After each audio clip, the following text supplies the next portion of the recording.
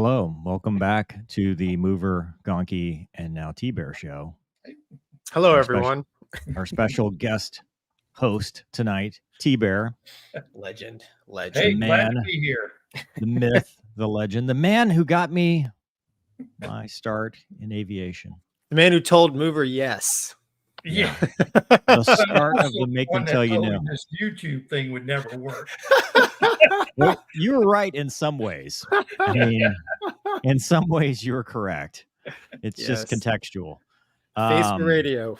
He's the man that I called one day and said, "Hey, I want to be a fighter pilot." And that was crickets. And then you said, "Call back another time," and I kept calling back. And when I finally talked to you, you were like, "No, you never called me back." And I said, "You were on vacation," and you're like, "It's called TDY." That was TDY. So you called me back in 6 months because you were like, what? Junior in college. Graduation. Yeah, I was a junior in college. And then I sent the guy out to find you in the gym. Yeah. Yep. And here we are 20 years later. Yeah. 20 years, dude. It's 20 years later. 2003. Old, yeah. Who's old? Me, TBear, or you? I think all of us are. All of us, dude. We're all old. That's right. Yeah. We're all old. Welcome back. We've got a busy show today. So let's get started. Oh, Aaron's already. It's not Monday without Mover and Gonky. Thanks, Aaron. Anyway, Gonky, how you been, man? You've been driving a lot today. Oh yeah, I'm great, man. Did you get caught in the super fog? You know what? We did a little bit. My son was like, "Daddy, what's wrong with the sky?" I don't know. It's called New Orleans.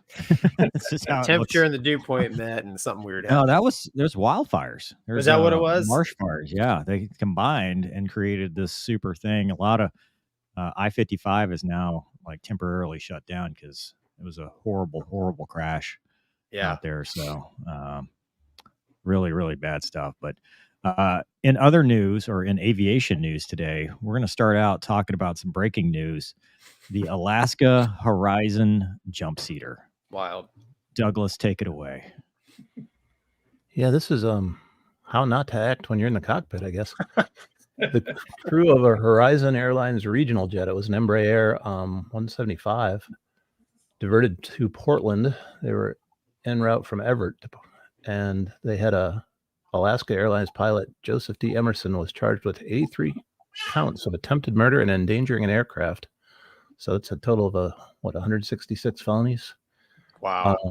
For messing with the throttles. They said, "We've got the guy that tried to shut the engines down out of the cockpit, and he doesn't sound like he's causing any issue in the back right now. I think he's subdued," a pilot told aircraft traffic controllers, according to audio recorded by Live ATC. "We want law enforcement as soon as we get on the ground and parked."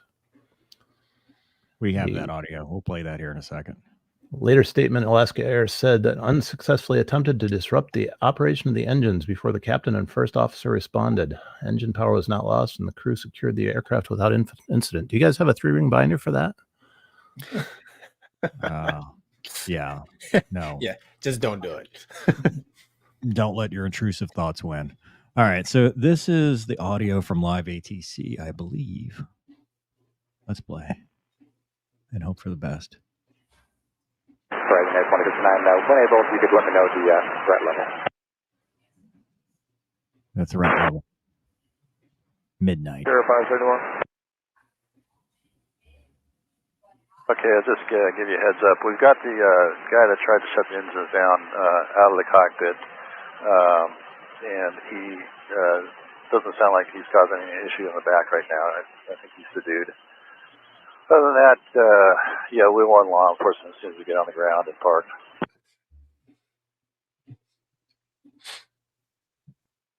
Horizon 2059, Roger. You can contact that point on approach now on 118.1. Okay.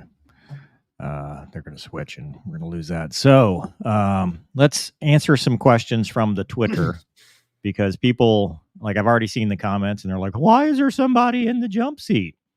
So without the jump seat, we'd never get to work.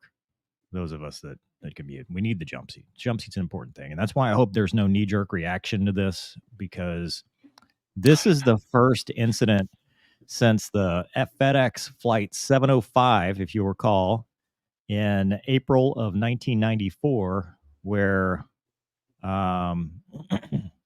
3 crew members in the cockpit, Captain David G. Sanders, who had worked for FedEx for 20 years, was in the Navy, served during the Vietnam War, Jim Tucker, and Andy Peterson, and also there's a flight engineer. Basically, a Callaway who was jump seating tried to attack, and they ended up rolling upside down almost 140 degrees while attempting to maintain visual reference. And then it was a pretty big deal, a fight for survival in this DC-10 cockpit. So that's the first one since then. Doug, does it say, because I've now heard conflicting things. The thing I read was that he tried to pull the fire handles, not just shut the engines down like manually, but actually he wasn't just messing with throttles or ignition. He actually tried to get to the fire handles for the engines, because it's a Embraer, I think 175, and that's a bad thing, even more so than just normally shutting the engine down, because TBear, you and I were talking about this before. When you pull a fire handle, it shuts off everything in that engine because you want to stop the burning, right? Right. It's a one-way door. Yeah. So you can't unpull that. well, you can. It's when you pop the bottle, whether it'll keep running. So it sounds like they didn't pop the bottle and the engine never shut down, or at least according to this article. But so for those that don't know what a jump seater is and how this works, pilots, I think, feds, Secret Service, there's like a whole list of people that are eligible, dispatchers and stuff, employees are screened and given access to this jump seat system. And with that, you're then able to list for a jump seat, go to the counter and say, hey, I'd like a seat. And usually you try to get a seat in the back because it's more comfortable, but every now and then they put you in the front because the flight's full or whatever. So you are an aviator of some sort or qualified to be there and screened, and they put you in the cockpit and you are there. You're not part of the crew per se, but you are sitting in the flight deck. That's a very standard practice. Pilots do it all the time. That's how a lot of pilots get to work, get home from work, especially if they don't live where they're based. It is not unusual to have somebody in the cockpit with you. It could be a Fed. You never know. So the screening is just like any other pilot. There's nothing unique to it, but it's the same that the person flying your aircraft might have. In fact, I think this pilot, from what I read, was an Alaska Airlines pilot on his way to San Francisco to go begin a trip before he started. So it wasn't like just a rando that was a passenger, like, hey, we ran out of space back there. You want to go sit up front with the big boys? No, it's an actual jump seater that's qualified to do that. And that is a system that's been in place for a long time. And luckily we have 2 pilots, and they were able to subdue him, stop him, and get him out of the cockpit. It's funny, Doug, they say how many people were on board? I don't have that in front of me. How many felonies did they charge him with? They charged him with 83. But my think curiosity is, did they charge him for a felony against himself? Like, did they include him in the number of the attempted murdered? I'll pursue that. I was looking for more information about the fuel. I did find something. I mean, that sounds about right. 175 is. They said some residual fuel remained in the line, and the quick reaction of our crew to reset the handles restored fuel flow and prevented fuel starvation. So they did pull. They did pull the handle. Yeah, he pulled the fire handle. So there you go. Just luckily, TBear, you know more about engines than anybody. How does this work? How did these work? Well, I mean, if you push it back in, it should restore everything. But we don't normally do that, because if you have a fire and you pull the fire handle, fire FOD or frozen, you don't restart. So it's not a common event. Yeah. It's very interesting. I wonder if it was an intrusive thoughts thing, like you're sitting there and he, just decided to pull the handle. It's hard for me to believe that was a way that he wanted to end everybody. It's just, it's weird. You know, there's a lot of psychosis going on, whether it's some level of intrusive thoughts, some level of I want everybody to not make it or what. I don't know. Gonky, what do you think, man? I mean, that's, I think everybody can agree that's pretty insane to do that. I mean, I'm sitting here thinking, like, was he trying to, like, you know, get up and like adjust his seat and he accidentally grabbed the, I don't know. I've never been inside the cockpit of a 175, so I'm not, you know, exactly sure. 80 passengers. Yeah, so there it is. 2 pilots and 2 flight attendants. So they didn't even charge him with attempted murder on one of the flight attendants or one of the pilots. They're one short. I don't know. Or is he one of the 80 passengers? Yeah, that's probably. So then that's -1. Or were there? Yeah, that's interesting. Yeah. I dude, I don't know. That's pretty insane. I mean, I mean, you know, there's a like 2-person policy at all times in the cockpit nowadays. You know, like they don't let just one person ever in there, probably for reasons a lot like this. But like, I just can't imagine somebody coming in. I mean, the guy's on the way to work, right? I mean, you'd think if he was on the way home, it's like, man, maybe he's getting fired or something and he's having a mental breakdown. Although going to work is where I'm the most sad. Coming home is where I'm the happiest. Yeah, Mover never has any thoughts on the way to work. For legal reasons, this is a joke. I was just kidding, guys. Yellow light. Yeah, for sure. Gonky, we're 2 for 2 in the last 2 weeks. But I will say this is a pitch for mental health in aviation. I think this is another indicator that we don't take it seriously enough, and there are too many barriers to allow something to get to this point. Now, we obviously don't know the full scope of what happened and the details and stuff, but I do think there's some argument to be made that the knee-jerk reaction to this needs to be, we need to focus more on getting people the help they need so it doesn't get to this point, versus saying, well, you know, we're going to make no cockpit jump seaters, or we're going to start screening and stuff like that. You know, we don't want to do a German wings reaction. We want to see what got him to this point and how do we help the next person not get to that point while maintaining their career. I mean, to be honest, he's lucky. I mean, he's lucky to get shot. I mean, you know, they have the FFDO program, and I mean, you guys all know in the cockpit, it's serious business. I mean, if you, and due to the you know, the past, like we all take that super seriously. You don't, I mean, well, but did he try to get help? Because I mean, like it or not, the aviation and mental health do not jive very well. People either don't get help or are afraid if they do get help, then something will happen. So is this a situation that could have been avoided by a better understanding of mental health to prevent people from doing crazy, stupid things that almost kill 83.5 people? Yeah, I don't know. What do you think, TBear? I know this is, you're not an airline guy, but you know about people. Yeah. And obviously something's wrong with the guy. I mean, the first thing I think about is he have a brain tumor? You know, I mean, this is so far off the level of normal.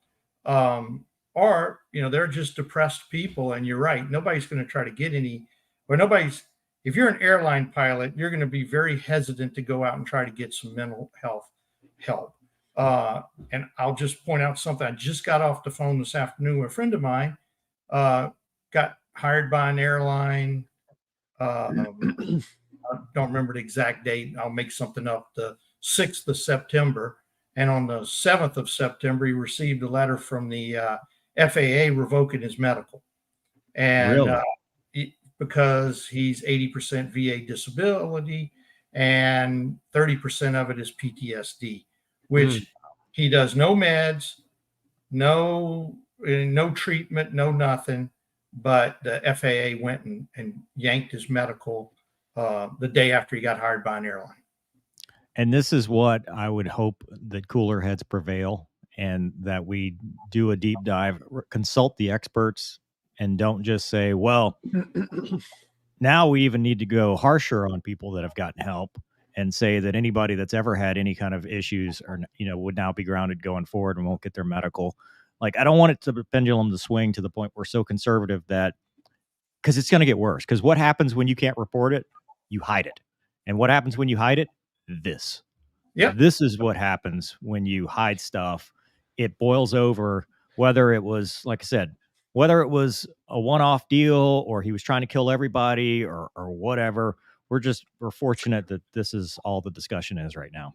I'd be surprised if, like, after they do the deep dive, I'd be surprised if there wasn't at least some warning signs. I mean, like the German wings thing, right? They dove into that, and there was definitely some signs. Yeah. But I don't know. Can't speculate. Won't speculate. But it's a good thing. There's a happy ending. The guys were able to keep the motors going, land, nobody got hurt, and hey, amazing. The guy's arrested, but like, I mean, he's gonna get help now, Well, I mean, and good point, Gonky. Kudos to the crew. Yeah, because 100%. Dude, what's the 2 rules about being a pilot or a fighter pilot? Look good, sound good on the radio. Good. They sounded good on the radio. I mean, how cool did that guy say, like, hey, we got this. It's handled. We're gonna need to divert. Yeah. Probably still need to get paid. Yeah. it's like, well, but I'm okay. With the crash axe that's behind, I'm like, oh boy. I mean, yeah, whatever. Sean says Mover would have Krav Maga. Is not yeah. Chop. Karate him. All right, moving on. This is TBear's forte. A crop duster nearly hits the semi-truck. It's a crazy video. Douglas, hit it. I was about to ask, you got that one or do I have that one? You got that one. This is wild. Hey, just doing his job right there. Now, TBear, you fly under wires a lot. Yeah, and we do. Somebody find this distressing. Little late. Yeah, we do. This so I know a little bit about this one. The guy was out of Arkansas, and he was up in the Midwest on what we call the corn run. And there's every year there's about a 3 or 4 week period where pretty much every acre of corn gets sprayed with a fungicide, and it's very time sensitive due to the growth stage of the corn. So airplanes come in from all over the country, and it's just, I mean, you got ADSB and there's crop dusters everywhere. So he was up there from Arkansas doing that, and he was in a smaller, underpowered airplane a little bit, and he was heavy, and he kind of got himself painted into a corner. There's a big set of power lines you see right there, and he waited too long to pull off for him, and decided he had to go underneath them. But then this 18-wheeler's on the highway, kind of where he needed to go. So you can see him check a little left and to get some space in front of the 18-wheeler, and he did a little math on it. He thinks he missed it by about 82 feet. And but it looks like. Are you sure this wasn't you, TBear? Yeah, I don't know. You know an awful lot about this. I don't know anybody that would do 82-foot math, because I remember when I was in IFF learning about 1.69 times time of fall. Right. Yeah, I feel like that's something you would do.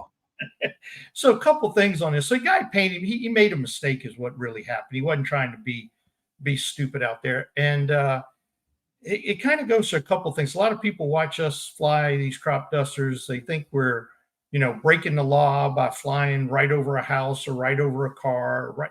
Technically, what this guy did not break a law, because our rules, Part 91, which most people fly under, have all these 500 feet away from person, vessel, structure. But Part 137, which he's operating under when you're spraying, removes those restrictions. So you just can't hit it. So like when I dive in a field to start a spray pass, I might fly 10, 15, 20 feet over the roof of a house, and there's nothing illegal about that. It's allowed by Part 137, but a lot of people just don't understand that.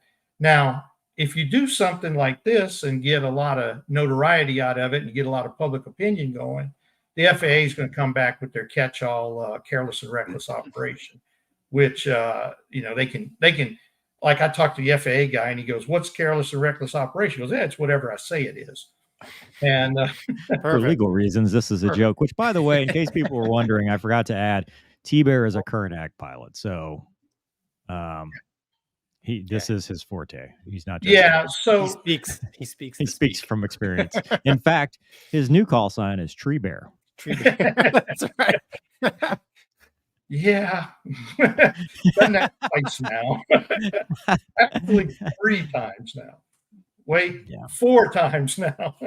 But no, with this guy, I did find out though the FAA actually all they did was gave him a warning that's going to sit on his record for 2 years, and if he doesn't do anything, it'll fall off his record in 2 years. But they did not yank his certificate or give him any additional training or anything. And like you said, it was nothing intentional. He just painted himself in a corner. Stupid move. That's all. Well, and in fairness to the FAA, we give them crap, but they can be very, very fair and reasonable in a case, where they look at the facts and do something like this versus whatever. Gonky, I'm sorry, you were about to say something. Well, in Lemoore, it's all farmland, and I can't tell you how many times taking Grangeville on the way home, which is the back way to town.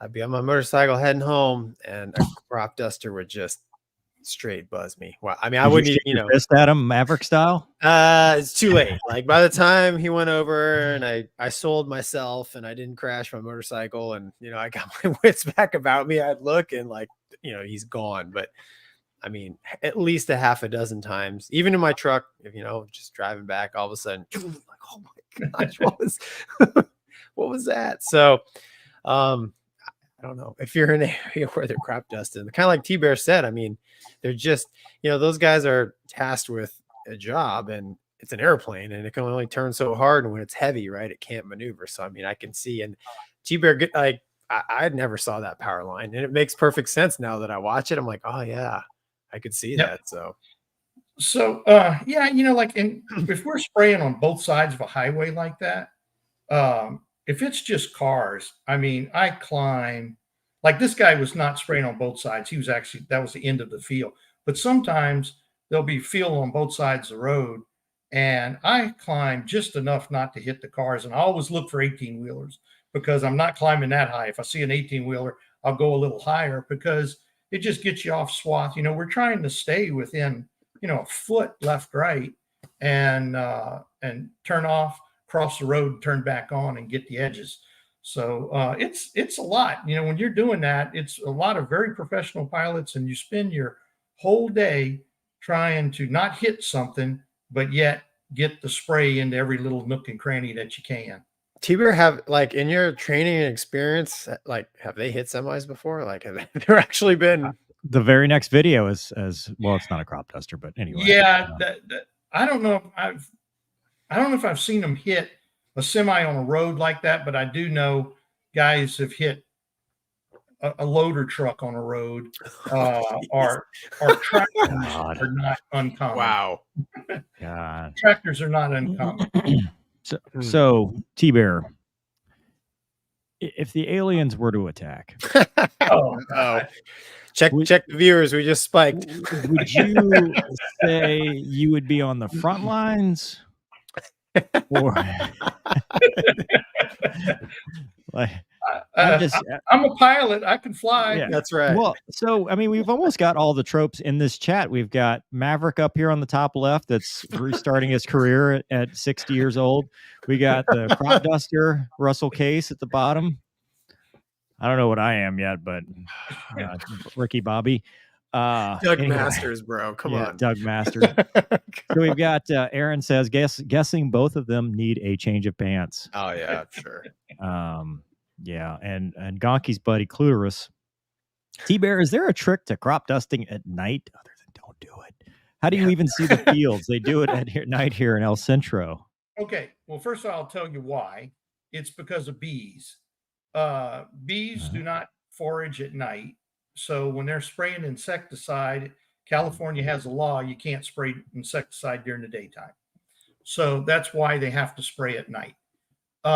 They do a lot of lights on the airplane, and they go out and they have the fields scouted during the daytime, so they know where the wires are, they know where everything is, and they just use lights. And there are some folks that are beginning to use NVGs. That is still not as big as you think it would be, because I think NVGs would be the right answer, but no, most of them are just doing it with a lot of lights. We talking crop dusting or A10 stuff here? Crop dusting. You're talking about sending out scouts and NVGs and yes, no it's joke. CAS. I mean, TBear always talks about how he's doing CAS with bugs. Yeah, killing things with an airplane. That's what I've been doing my whole life. So yeah, that's why they do it. And that's why they do it at night out there, and they just do it with lights and scouted out fields. All right, Douglas, we've got biplane. Hello, red leather, yellow leather, and harvester collided here in this field. Oh, geez. And a TBear knows the story on this one. Let us play. Here we go. I'll make What the a noise. beautiful shot. What the? Oh, dude. The shot right here is what gets me. The landing gear laying there. Yeah. Where is that? This might have been Mississippi. The airplane is owned by a company out of Mississippi.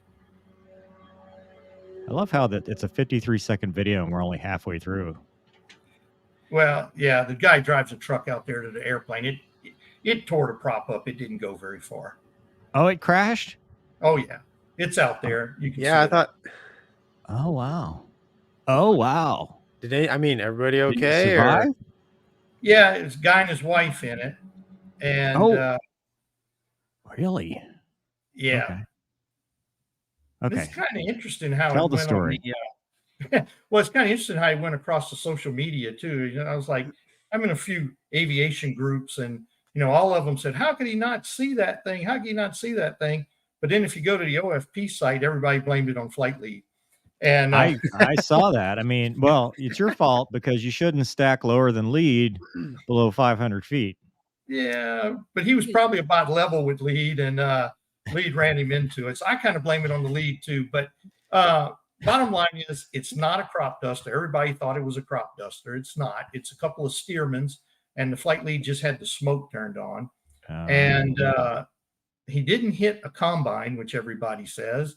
He actually hit a cotton picker that it bales. It's a picker / baler, and that's about $150,000 Stearman, and it totaled out a $850,000 cotton picker. Oh, wow! Whoa! Yes, hopefully it totaled it. They totaled it because it did about $500,000 worth of damage on it, and it's middle of cotton picking time, so they needed a cotton picker, so they just went and buy another one. Wow! Yeah, and did they know? Like, did the pilots know the people driving the cotton picker? I mean, or were they just showboating? I don't know if they knew him or not, but well, they had to. I mean, he's filming, right? So he had to know they were coming. Yeah, probably so. I don't know the connection between those people and the people in the airplanes. I do know that the people in the airplanes come from the crop dusting community. And I'm not going to say they're crop dusters, but they're from the ag community. So closely associated with the farmers and the crop dusters. So, and maybe former crop duster pilots. But yeah, they were not actually spraying. And I will say that it's not uncommon for a crop duster to, buzz a guy on a tractor. I made the comment earlier that, yeah, tractors get hit fairly often. Yeah, it does happen more often than it should. They run a gear into a tractor. Wow. But, that's not being very professional. And but I'm not going to lie. I've flown in front of a tractor and popped a little smoke, while I was spraying the field next to him or whatever, if I knew the guy. But I don't go out and intentionally try to do something like that. The TBear, hello. Yeah, the TBear, hello. Yeah. TBear, hello. The TBear. So the TBear Transportation Safety Board report would read what? What is the probable cause? Flight lead flew him into that picture. Okay. You would think at like 80 knots, his scan would be able to at least go like. You would think he could at least know he was going to hit that. Yeah. Thing. Nah, it was really, it goes back to they shouldn't have been doing that at all. Yeah. Those rules that we were talking about, the Part 137 versus Part 91, these guys were clearly operating under Part 91. Yeah. That required them to be 500 feet away from that cotton picker. Yeah. And obviously they were not. Did they get violated? To be determined, but I'm assuming something's going to happen. All he had to do was this. Yeah. Lead just needed to do this. Yeah. Gonky, that's a symbol in the Air Force where we tell cross them under. I know, dude. I remember from my advanced days. It's just the old stick. It's I'm sure number 2 was just trying to look good, light on the star or whatever you do for a steerman. And light on the star. That's probably all he was looking at, trying to look good. And yeah. All right. Well, thanks, TBear. We're moving on to the hold on. We got Adam says, I crop dust at work all the time. Unfortunately, a CNC machinist, my coworkers aren't a fan. Yeah, that's kind of the new meaning of crop dusting. Yeah, that's funny, dude. I don't know how new that is. When I was in elementary school, that was a thing. Really? Yeah. When you were in elementary school, I was already an old guy. That's true, TBear. You were already killing people. He was already a hero. Yeah, he's already highway of death. Douglas, the Russian Air Force is eating into aircraft lifespans. Aircrafts. I had to review the wording on that one a couple times. Let's see. As the ground war in Ukraine continues to grind ahead, the VKS, Russian Aerospace Forces, are experiencing falling availability rates with their existing fleet of combat aircraft. The culprit is a combination of high number of losses of fixed-wing aircraft combined with a drop in mission-capable rates due to the higher than normal number of flight hours being flown by those aircraft remaining. And one of the problems they're having is they shot down 2 of their own Su-35s, which apparently has been happening more than once during this war. I think most of their losses have been themselves. I think they have shot themselves down a lot more than anything. It goes on to reference the increased op tempo, need for increased maintenance, and it's being complicated by shortage of spare parts because of increasing demand and international sanctions. Number of bullet points here. I think the one I've focused on the most is the last one. By the summer of 2024, combat losses and imputed flight hour losses may put the VKS below 75% of its pre-war strength. Let's see. High flight hours being flown by older aircraft is equivalent to losing roughly 34 aircraft since the start of the invasion. They expect to lose 30 to 60 airframes a year from combat. And that's the 2 squadrons, 2 small squadrons, essentially, that you're losing a year. Russian defense minister projected the war in Ukraine will last at least until 2025. Consistent implementation of measures and activity plans will allow us to achieve the goals we set. Aircraft is fine. Yeah, it's all good. Thanks, Doug. So this is a lesson, part of it. We have shot our own planes down in the past, but this specific lesson about flying, there you go.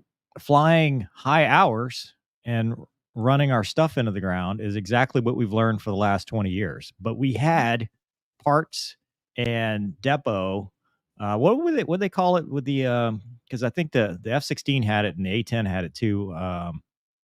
Where they got to 8, I think it was 8,000 hours, and then they sent it to the depot to the service life extension of SLEP. Yeah, service life extension program. Yeah, so we learned this lesson ourselves because we were taking fighters that were not meant to do this, putting them, 10 to 15 hours at a time. Probably more than that. You're almost talking 20 hours a day in combat operations and making them fly and running out hours on them. and that's expensive. TBear, what do you think? Well, I think it's called combat, and that's what happens. That's what happens, and that's why it's so hard to sustain that so long. And obviously you can, though. If you go back to Vietnam, different era, but we lost a lot of airplanes, and we flew a lot of hours on airplanes. We managed to keep up with that, but then as airplanes got more expensive, more complicated, and instead of having a buttload of them, we got a few of them. It gets harder and harder to do. I mean, A-10s, when I first started flying A-10s, if an airplane had 2,000 hours on it, it was an old airplane. And then I got out of the airplane for 4 years. And when I came back, 5,000, 6,000 hours was common. And I started flying them in 89. And so the airplanes were like 12 years old at that time, 11, 12 years old. And like I said, 2,000 hours was a high time airplane. And then 4 years later, they're 5,000 and 6,000 hour airplanes. So you can see what it does to you. And then of course, all that eats off total service life. And that's part of the AD-Air program. Remember, we all had jobs because we didn't want to burn those hours off. Yeah, past tense. Thanks, TBear. It's not a sore subject. Yeah, it's not a sore subject. Views are our own. I don't represent the DOD or. But yeah, it was all because we were trying to save the hours on the F-22s. So yeah, I mean, it's called combat, and you just have to. There ain't no way to fix it except spend money on it. Yeah. And they don't have it. I mean, they're under sanctions. So it's a much different picture than Uncle Sam's money printer goes burr, that we can just print the money and hand a check over to whichever contractor we'd like. Yeah, but they don't have any U.S. stuff. They're making their own parts. Right. Well, that's what the article talked about, was some of the sanctions were preventing them from being able to continue to make parts. Microchips. Yeah. That's where their problem is. Yeah. Yeah. Yeah. I agree. I looked at that article. I'm like, oh, I've seen this before. Different country, but I've seen this before. Gonky, you've seen it in the Navy. I mean, oh, big time. They burned so many hours on the Hornet and the Super Hornet. Yeah. Brand new Super Hornets. Yep. Yeah. I remember they're like, hey, you guys are using too many hours. Cause they're every airplane is on a like a lifespan maintenance plan. And it's like, if it starts hitting these hour milestones early, it's like, wait a minute, it's not supposed to be here for another 2 years. What's going on? And then like TBear said, well, you're using it in combat. So I don't know what to tell you, That happened with the center barrel. Oh yeah. Yeah. The Hornet center barrel. You had jets that were, they're 2G limited. Oh, great. I can go out and fly 4G. 4G limited jets in the RAG. Yeah. Yeah. And the Viper, the Viper was something that we were always talking about. Would one day we see the Viper stick around long enough that it would not be a 9G aircraft anymore, because we just extended the life. That's why they put new wings on the Hog. And then how many hours did the Hog have? So you talked about 2,000 and 4,000, TBear. What did it have after Afghanistan? Like, what kind of hours were you seeing there? Do you remember? Man, I can't remember, but I think they were in the 6,000-7,000 hour. Is that what it was designed for? 6,000 hour? No, I think it was a 8. I can't remember. Six does kind of stick out in my mind. Yeah. But hey, but you know what? The Navy doesn't pull G's, right? You could 4G airplane when they land. Right? When they land, it's all the G forces on the land. We couldn't do the G worm, man. We couldn't do the G worm, so we weren't legal to do anything. Yeah. Perfect. All right. Any reattacks on that one before we move on? Sweet. Got anything from the kids at home? Nope. Sweet. Moving on to the secret behind this Army TikToker. You want me to take this one? Yeah. I thought you might have some insight. I do once we talk about it. All right. Once you tee it up. The secret behind this soldier's hilarious Instagram reels and TikToks. You might recognize the friendly mustachioed face of Army National Guard Sergeant First Class Tyler Butterworth. from his Instagram reels that mimic supermodels doing ASMR on luxury vehicles. As funny as his videos are, they actually aren't just for laughs. He's been using them as a recruiting tool, like a true shammer. Do you want to watch one? No, people can go watch it on the same. Yeah. And he cancer. Go on. Reports. Well, they addressed that in the article.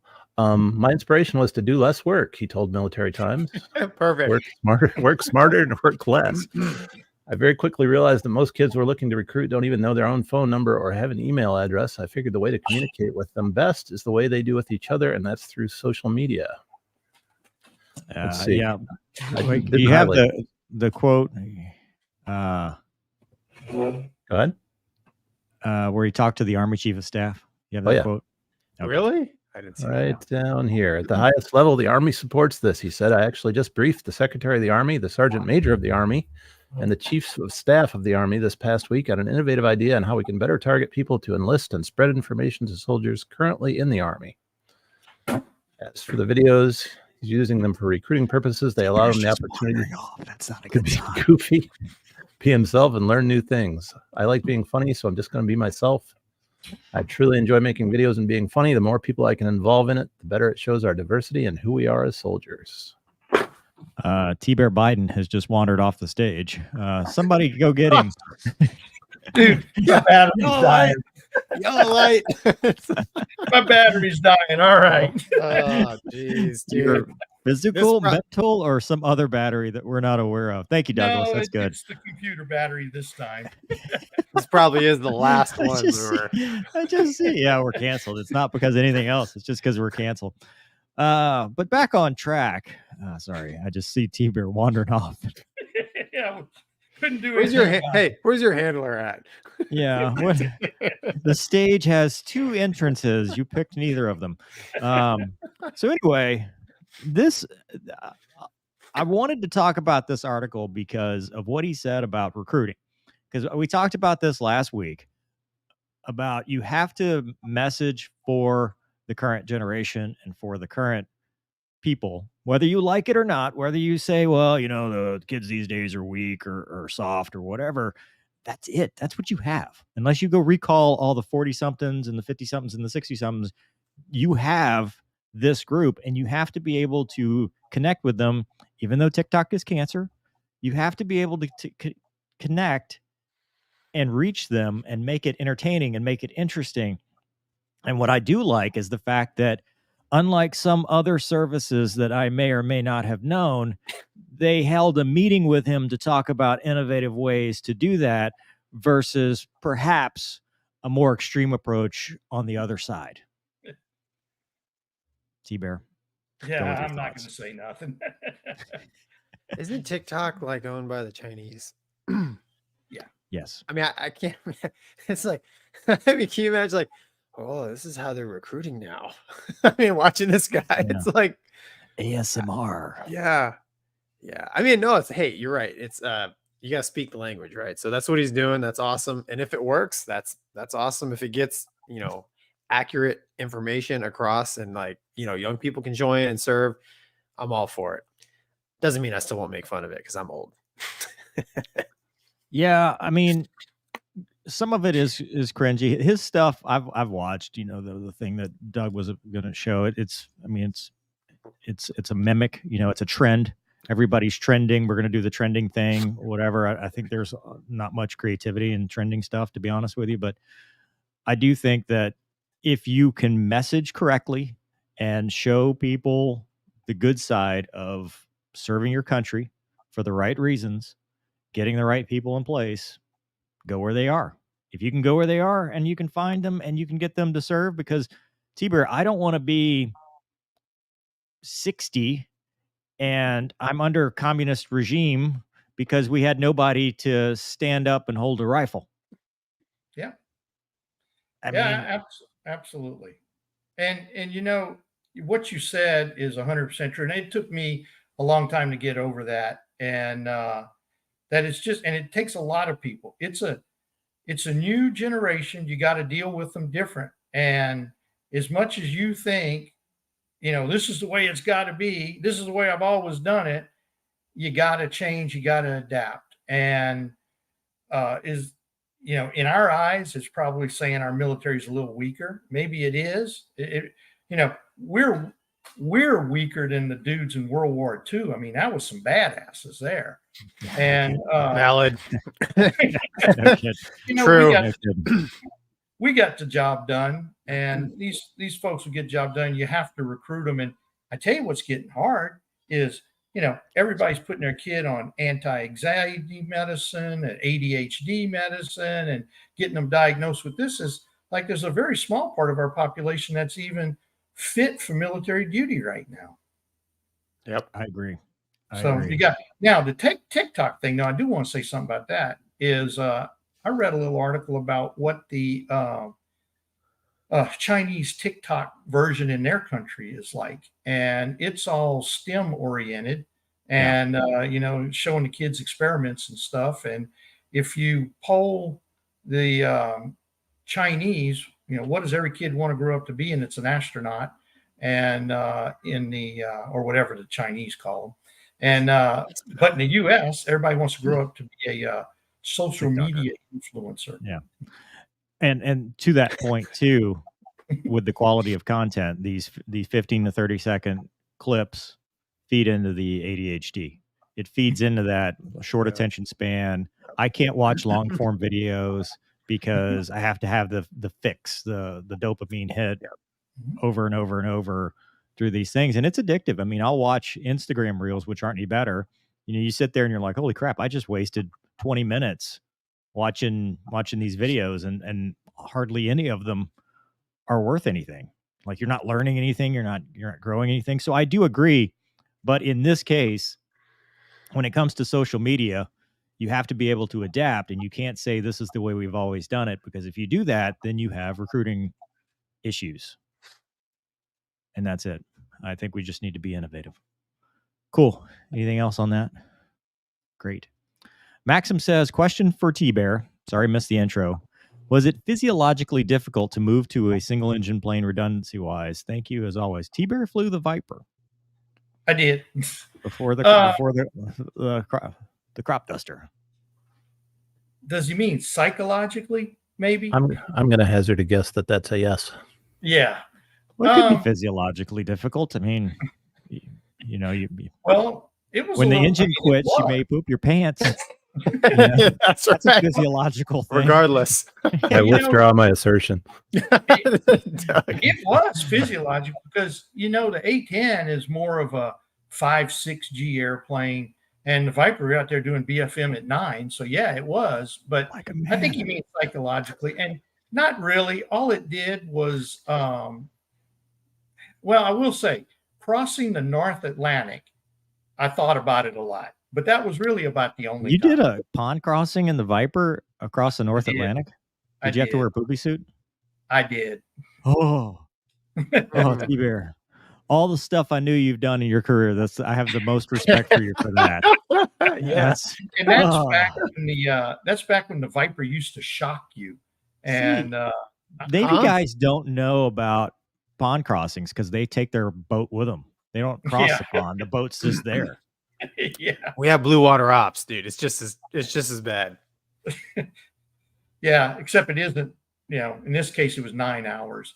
But and then, like I was saying, that's back when the Viper used to shock you. Did you fly them? Were they still shocking when you were flying them? What do you mean shock you? Well, the canopies used to arc into your arm at random periods. Big purple spark. It would tase you. It would tase you while you flew it. That's funny. No, TBear, we were talking about this the other day with strafing. What was it that would come apart in the Viper when you'd shoot the gun? It was like asbestos. It was some kind of like the foam, the insulation would come out through the ducts. What was that from? You remember? No, I remember. Because you would strafe and it'd be like a little cloud, and you'd have it all over your flight suit after shooting the gun. Yeah, well, that canopy coating would fall off too. And when it was shocking you, it used to blow that canopy coating off, and when you would land, you would have gold all over your flight suit. Awesome. Oh my gosh, TBear, it's awesome. You should be a regular on the show now. Griff says, "Evening, gentlemen. Thanks for your service, TBear. Use this for a new laptop battery or cold bear, whichever you need more, or a handler to keep it from wandering off screen." They need to go help the other guy. Yeah, one old buzzard says $10. Thanks, buzzard. And Aaron says, "I hear crop dusting is really hard because of the heat. If that big fan in the front shuts off, you can immediately see the pilot start sweating." Yeah, you sweat even when it's running. Oh, well, we do have pretty good air conditioned systems, but down in the South, it is hot, and you do sweat. Maxim says it was psychologically, is what he was talking about, not physiological. I thought it was a valid argument. It could be physiological. All right, moving on. This next one is Gonky's topic about Russian 19 kills in 24 hours. Douglas, you're the man. By the way, we want to thank Doug for all of his support tonight. He's had quite the weekend, so we're appreciative that you're sticking it out and powering through for us. I appreciate that. The good news is I only remember about half of it. So will TBear. I want to shout out Maxim Alexandrov here, because if you notice, his amounts of money are always a joke. He did this 737. Yep. And then he did this, and I remember from last time or a previous time that that seems to be a thing he's doing. Anyway, it was not a Russian; it was Russia. That changes the whole story. I read it as a single Russian had 19 kills in 24 hours. This is the Russian. Yeah. So do I need to change the banner? Is that misleading? Hold on. Well, I will change it. Difference for me. Russia. Russia. Because that was a really good story up until the facts came out. Russia has 19 kills in 24 hours. Continue. I did like a freshman biology student here and highlighted the whole thing.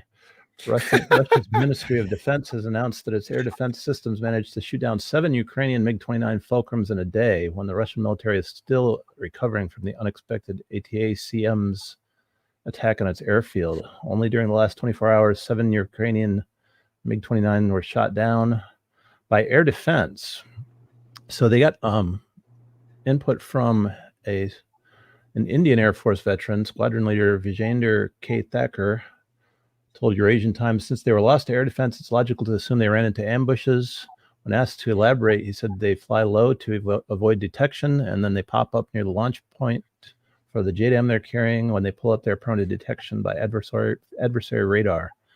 And then the Eurasian Times goes on to point out that none of this has been authenticated. Although the exact number of MiG-29s in Kiev's arsenal is unknown, there were reports that had just about 50 in flyable condition. So losing 19 out of 50 matters. And again, they can't confirm these numbers. It's widely known that frontline MiG-29s have borne the brunt of the aerial war with a much superior air force in Russia. They've been pulling them out of long-term storage, refurbishing them locally, and borrowing from the Slovaks and Polish and improving aircraft. So apparently they're really having a hard time putting planes in the air. That's the story. Yeah. When I read this, I immediately thought, when he was explaining why, I was like, oh, that's Top Gun Maverick, right? Flying in low under the radar, and then boom, they pop up and, they kind of nail them. So, Mover or TBear, I didn't realize that they had JDAM on the MiG-29. Yeah, that's a good point. I guess you know what I'm saying? Go pre-planned. Yeah, exactly. I mean, there's all kinds of stuff you got to put in an airplane before you can use JDAM. Yeah. I mean, use it accurately, at least. I mean, I at least with my knowledge of the JDAM. So I think that's kind of weird. And then the whole, I'm not saying you can't do it, but the whole idea of flying in low and basically like lobbing it, to me is a little strange. I mean, compared to how we used to use it. I mean, does a MiG-29 have CCRP or auto? Does it even have? I don't think it has any. Give you the steering? Yeah, I don't think it has a steering line. I think it has a gun sight. Like in Viz mode. Yeah, I don't think it has any air to ground. But you can plan it out. You can plan it out. I mean, way back in the day, we had LGB on A10 before we had any CCRP, anything like that. You just had to have a good plan and a release point figured. Yeah, that's what I was kind of curious about. TBear was like, because the A10 didn't have JDAM from the beginning, so you know, like when they first introduced it to the Hog, I mean, I know that they had to modify the airplanes. I mean, they should have. Don't you need that? You had to have the pylons that the bus. Yeah, you had to have the wiring and stuff that was smart enough. So would they? 1760, is that what it was? 1760? I can't remember. 1.69. Yeah. 1.69. I remember that one. Yeah. Yeah. I mean, they talk about, you know, losing MiG-29s and losing helicopters and stuff, but like I'm always a little bit skeptical of any kind of numbers. I mean, both sides claiming stuff, but again, I just kind of thought, you know, I read those articles and like just kind of knowing how some of these weapons work, I'm like, I wonder how much of this is real. But, yeah. I don't trust any of the information coming out of that whole area. Yeah. Like, I don't think any of the kills, like, because people always quote this to me. They're like, well, you know, the longest air-to-air kill was, I'm like, I don't believe it. I mean, right. Show me, prove it. Who said that? Right. We're not talking trustworthy people of truth. At least not right now. Truth. Yeah. Right. It's not. So one day we might, but like that was my main thing, is just kind of reading how they're using the MiG-29. I'm like, man, I don't remember ever having any kind of air to ground capability. I mean, you know, let alone GPS, but I mean, I guess you can mod anything. And I know they've been modding their airplanes to accept Western weapons. And he even talks a little bit about in the article about, you know, be better with the F-16, which debatable. They probably have some kind of makeshift like ADS-B puck and their ForeFlight on their iPad and are somehow transmitting from ForeFlight to drop. Dude, I mean, TBear, I talked about this on the show, but you told me there's a guy with an RV that's got all that stuff. I mean, if you can civilianly do it, why can't you? Well, hey, you know, you bring up a good point, right? When we were flying T-38s, right, with our GPSs and stuff, you're right. They started to bring in some civilian stuff, like, because it's better. So it's better. Well, we tried the whatever it was called, the position reporting thing, APRS. We tried that and it worked great over land where they had repeating stations on the ground. So yeah, you can do a lot of things. But if you look at the video of these guys flying the Russians, they have handheld GPSs, you know, yeah, I've seen that, suction cupped into the cockpits. And but hey, you know, there's one point here I just want to throw out. You know, they don't put together a package like so to speak, like we do, and they're kind of going in there, you know, without a whole lot of protection against these SAMs when they're doing that. Just like Maverick. You know, 19 kills 24 hours sounds great, but I don't think that would work so well against, you know, a strike package, a U.S. strike package. Right. Exactly. Because we'd have airplanes to help with that stuff. Yeah, unlike Top Gun Maverick, we actually have people that do these things. What's your read on this, Mav? Well, we don't just send the 4-ship in and say good luck and put the two wingmen together and the two flight leads together. TBear, did you notice that where they're like, hey, your 1 and 3 will be together and 2 and 4. And it's like, well, no wonder they never got there. 2 and 4 were so lost. Live and learn, man. It's all about learning from your mistakes. You know what? If I'm Maverick, I want my element lead with me. I don't care about the inexperienced dumb wingmen. They're probably blind anyway. Just put those two out front. Put them out in front. There are decoys. Yep. We're gonna go out. Okay, Gonky, any more? This is your topic, so you got. Yeah, that's really all I wanted to talk about. Was like, hey, does it, you know, the validity of MiG-29s even doing that? I mean, yeah, I don't know. Kate says, tithing to my favorite cause. Thank you, Kate. They always say, give where you are taught. Oh, to celebrate a new job, a nominal thank you, gents. Congratulations on your new employment. Yeah, congrats. Gluterus says, are there any weapon systems from other nations' aircraft you wish you would have been implemented on U.S. fighters? Hades bomb. Nailed it. Yeah, I have nothing further. I would like to have a phoenix from an Iranian tomcat. Tomcats. Tomcats. I was like trying to think of like TIE fighters or something with lasers, but TBear nailed it, dude. You cannot defeat the Hades bomb. You know what? In all seriousness, I always thought like the Python 4 and 5 would be pretty rad. I'm like, dude, that missile is pretty. Oof, ouch. Yeah. I would like to see the Eagle community have the ASRAM, but for no other reason than it would be hilarious. Oh, dude. And that stands for Advanced Short Range Air-to-Air Missile, in case anybody's wondering. It's not for legal reasons, this is a joke. They would love it. I just feel like the C model guys would love that. Off the rails. TBear, you got me getting canceled already. Well, that's your present. Yeah. You're Syrian. We never figured out what that means. Surprised Russia didn't say it was F-35s they shot down. I'm surprised too. I'm sure that's next. We could count. Well, we could count those. Remember, the Venezuelans said they shot down that Viper out over from Homestead. Homestead, yeah. Yeah, they claimed that one.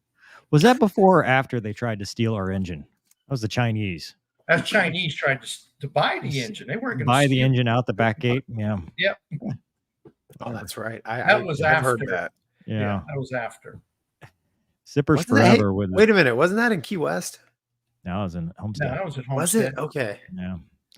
Zippers Forever, thank you. Love the dog. Says they use harm with a US rack wired to an iPad.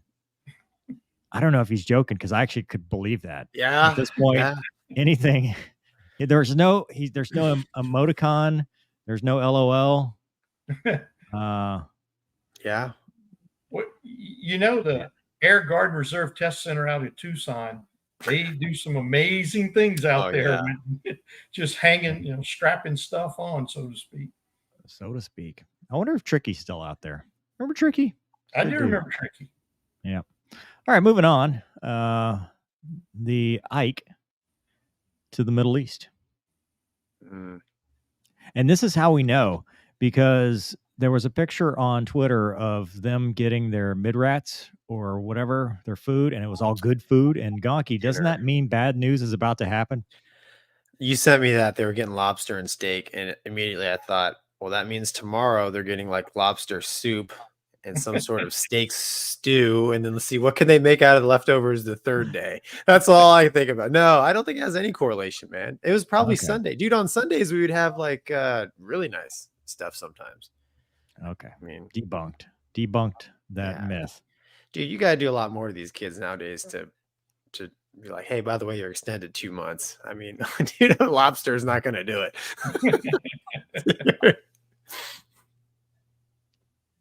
Shall I read this one? Yeah, that's the awkward silence means. I was waiting on my cue. Waiting.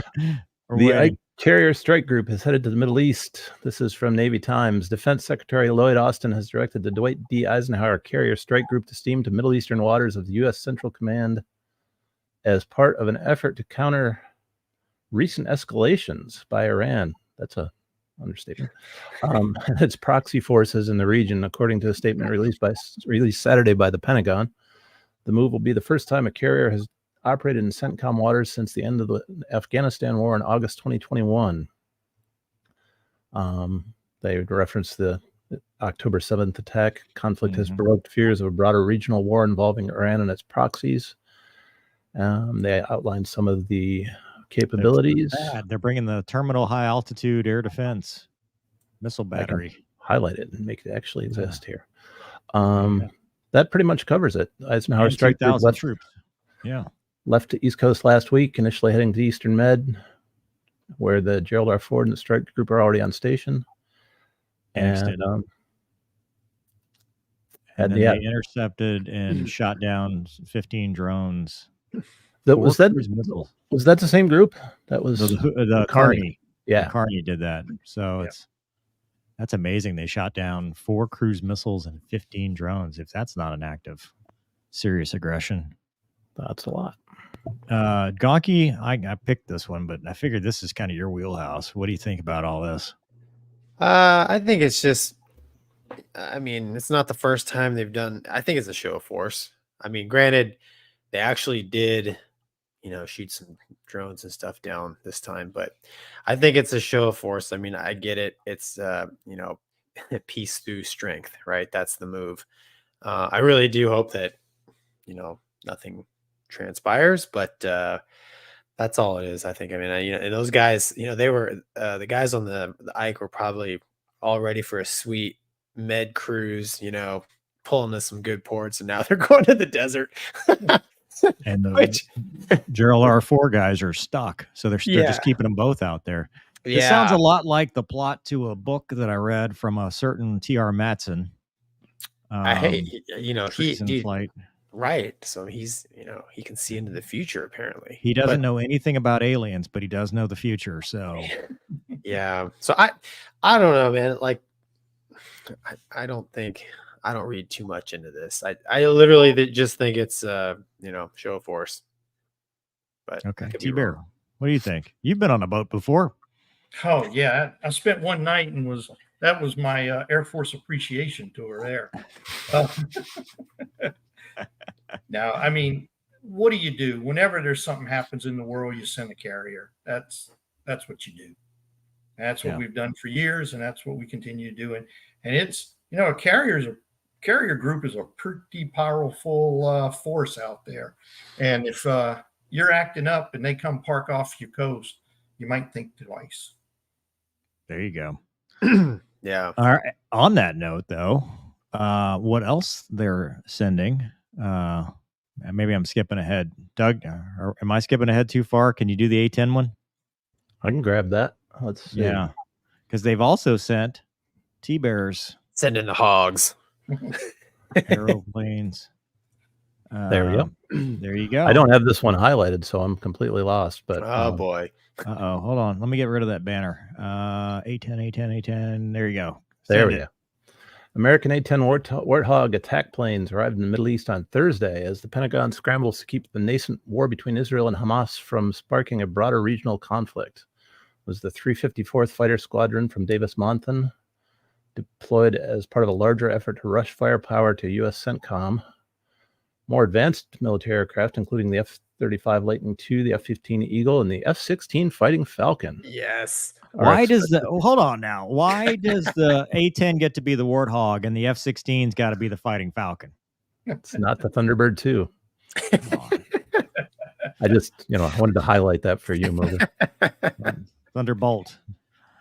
Let's see. F-15s from 494th Expeditionary Fighter Squadron. 50 years old. RF Lakenheath that arrived on theater on Friday. Air Force Secretary Frank Kendall noted in Atlantic Council event Tuesday that airmen who are due to return to the United States from CENTCOM will stay in the area, so they got extended too. And that pretty much covers it. DoD policy not to discuss future operations. Yep. Yeah. So we talked about this a little bit with Shanghai about how useful this is, but TBear, the more things change, the more they stay the same, right? We were talking about, what's the next conflict, and we saw Ukraine, and they lined up all the tanks, and they said, hey, the A-10 would be great here, and then we said, no, they're not, because of the seed and the surface to air picture. And now we're back in the Middle East, and guess what airplane is good for this? Yep. And the Ukraine, I don't know if I 100% agree on that, because if we were fighting that war, we couldn't have gave them to the Ukrainians to go fight that war. But if the U.S. was fighting that war, that missile threat, that IADS would probably not be as robust as it was. And the A-10 could go in there. I mean, we're not a doorbuster, door kicker kind of airplane. We're the one comes in after and takes care of things there. But Middle East, I mean, and particularly what you're talking about there, the A-10 ended up over time becoming a urban fighter. And it would definitely, all the collateral damage prevention things that they did with both, smaller warheads, more precise things, and kinetic weapons. Yeah, that would be a pretty good place for them, probably. I'm curious where they are, but I know we're not going to talk about that. But I'm curious where they flying them out of. Yeah, I don't know, but if they're even flying them out of anywhere, right? I mean, right now it's just like the carrier. It's a show of force. Yep. We're here. We're ready. You know those guys, because some of the younger guys especially missed the tail end and the ISIS fight. So they're at the front end and they probably thought that, oh, well, this thing's going away. I'm not going to get to see anything. And now they're probably chomping at the bit going, put me in. Let's go do some work. And Bulldogs. That's who that is. Bulldogs out of DM. Yeah. Gonky, what do you think, man? Yeah, I think the A-10 always has a place in warfare. I mean, I like it. So like a side note, and then other sophisticated aircraft were also in the area, but like it's like the A-10 is the the main headline, because it is, right? I mean, like after day one, like TBear said, you need an airplane that can go in there and just clean house. After the expensive, stealthy, nerd stuff takes care of that, takes care of, your air defenses from the bad guys. Nothing's going to do it better than A-10. But people misunderstand. The A-10 is not the A-10 that TBear flew in the 80s. It's a nerd airplane now too. Yeah. They've got all the cool toys. Hey, I flew them in this century.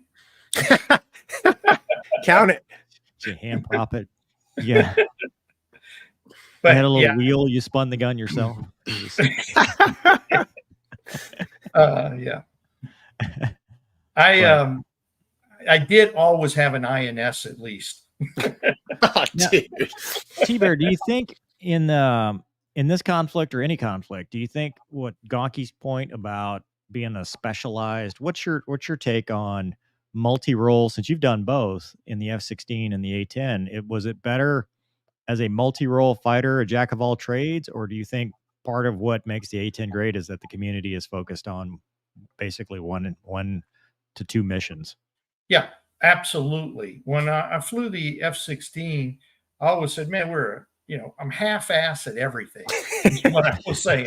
Because as soon as you got spun up on, BFM and air to air, you go back to air to ground, you couldn't hit your butt with both hands. And then you get to where you're driving nails with your bombs, and then you go back to flying BFM, and you can't even fight. So and then the F-16 guys hated it when I said that, the straight F-16 guys. But that's because I had come from the A-10 community where our only mission was the 18-year-old on the ground. That was it. And A-10 pilots pride themselves on being CAS pilots. I mean, the two things we do, three things. The two big things we do is close air support and combat search and rescue. And that is in the blood of every A-10 pilot. And when you're spending almost 100% of your time training to those two missions. Oh, the other one I didn't mention was AFAC, FAC A. So you do also do that, but that and CAS are pretty dang close. So when you are training to just those things, you are the CAS and CSAR experts.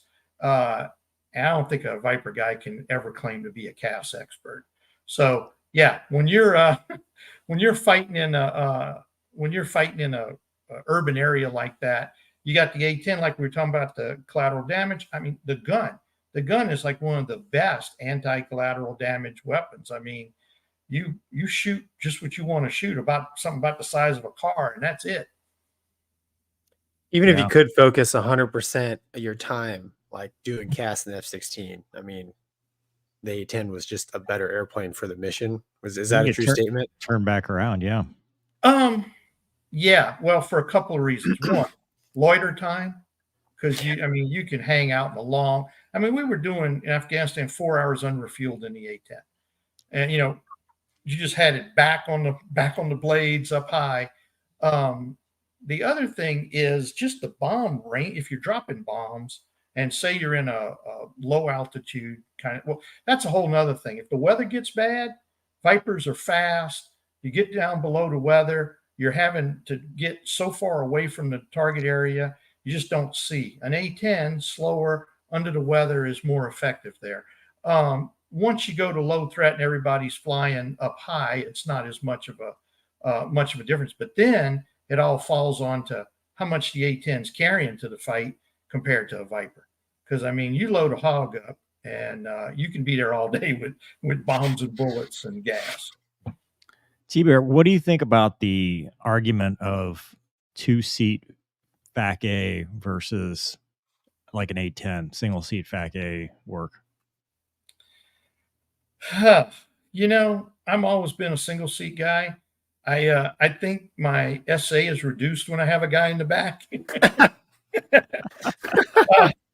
Well, mainly because, you know, when you're doing it all yourself, you have to focus and you have to bring it all in, and you're trying to have the whole picture. If you're up front only doing half the job, maybe you don't get, I don't know. I don't have the experience of doing that with two people in an airplane. I do know it's a single seat airplane, it's busy. But, you know, we've done a lot of FAC in single seat airplanes, you know, all the way back Vietnam. All those FAC airplanes were mostly single seat, except when they put like a Vietnamese translator in the back, you know. But you think of your O1s, your O2s, your OV10s, you know, your Misty FACs. That was all single seat. And then now we did it with A-10s, and, you know, we did A-37s and then A-10s, and it's all been single seat. I think the Navy they fly a 2-seater when they do FAC A, right? Yeah, the Marines, right? That's and the Navy. The Navy does FAC A with the and the Air Force. Aren't the Strike Eagle? Don't the Strike Eagle community or something? Don't they do? Do they do FAC A? I didn't know they had a FAC A mission. I don't know. They're all weird. Gonky, yeah, you look like the F-16 has FAC A mission, but they do it single seat also. TBear's the A-10 got a autopilot? It does. Okay. Yeah. I know that used to help me out a lot in CAS. Yeah, the A-10 has an autopilot. And I would venture to say, you know, back to that less sophisticated or the other more sophisticated aircraft, you know, a C model A-10, other than not having a radar, is a pretty sophisticated airplane. Yeah. You know, the data link targeting pods. I mean, it's pretty sophisticated aircraft. Helmet too, right? You guys, the latest helmet? Yeah. Yep. Helmet. Yeah, that's awesome. Yeah. All right. Awesome. Good topic. We got some from the kids at home. Conquer says, I read a book back in the 90s titled Dreamland about a modified B-52H being used as a control aircraft UCAVs that would provide support. Do you think this could be possible? Sure. Anything's possible. Yeah, whether it be effective or not. Yeah. I mean, you can do anything with enough money. Aaron says yet another reason not to retire the A-10. Yeah. Yeah, I'm not blowing off the B-52 thing. I just don't know. I mean, you know, the UCAV thing, I don't know. TBear, you think that to me, anything with enough they got like 6 dudes on it now, so I don't know. Yeah. 5 dudes, I guess. I don't know. Sean says, thank you. Mover, last week you mentioned happy cows make happy milk. Did you and the bovine community make up since you GE Vulcan paint missed it a full third? FYI, y'all watch Mover's call sign video if you don't know. That's funny. Yeah. I didn't see your video. Does it explain that your call sign is actually Mover? It is not, TBear. It is not. There's one O. There are no umlauts. Not when I spell it. 3-1 term. You call me Moober. You didn't even put a V in there, Gonky. I know. And then Shanghai, who's watching, awesome. Shanghai's got his show has been like a typical A-10 guy. It's late, so it's been pushed all the way back to November. But go check that out. Yeah, I know Shanghai. Yeah, he's got a show together. Did you? Yeah. Oh, that's awesome. It was me, Mark White, him, and it was 4 of us, I think. That's awesome. That's awesome. Small world.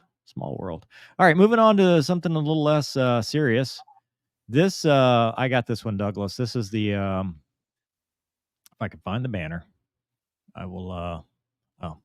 So the title of this article is called Pilot shows off incredible skills as he shares footage of how close planes fly together. And you'd think, man, this is going to be some Thunderbirds or some Blue Angels.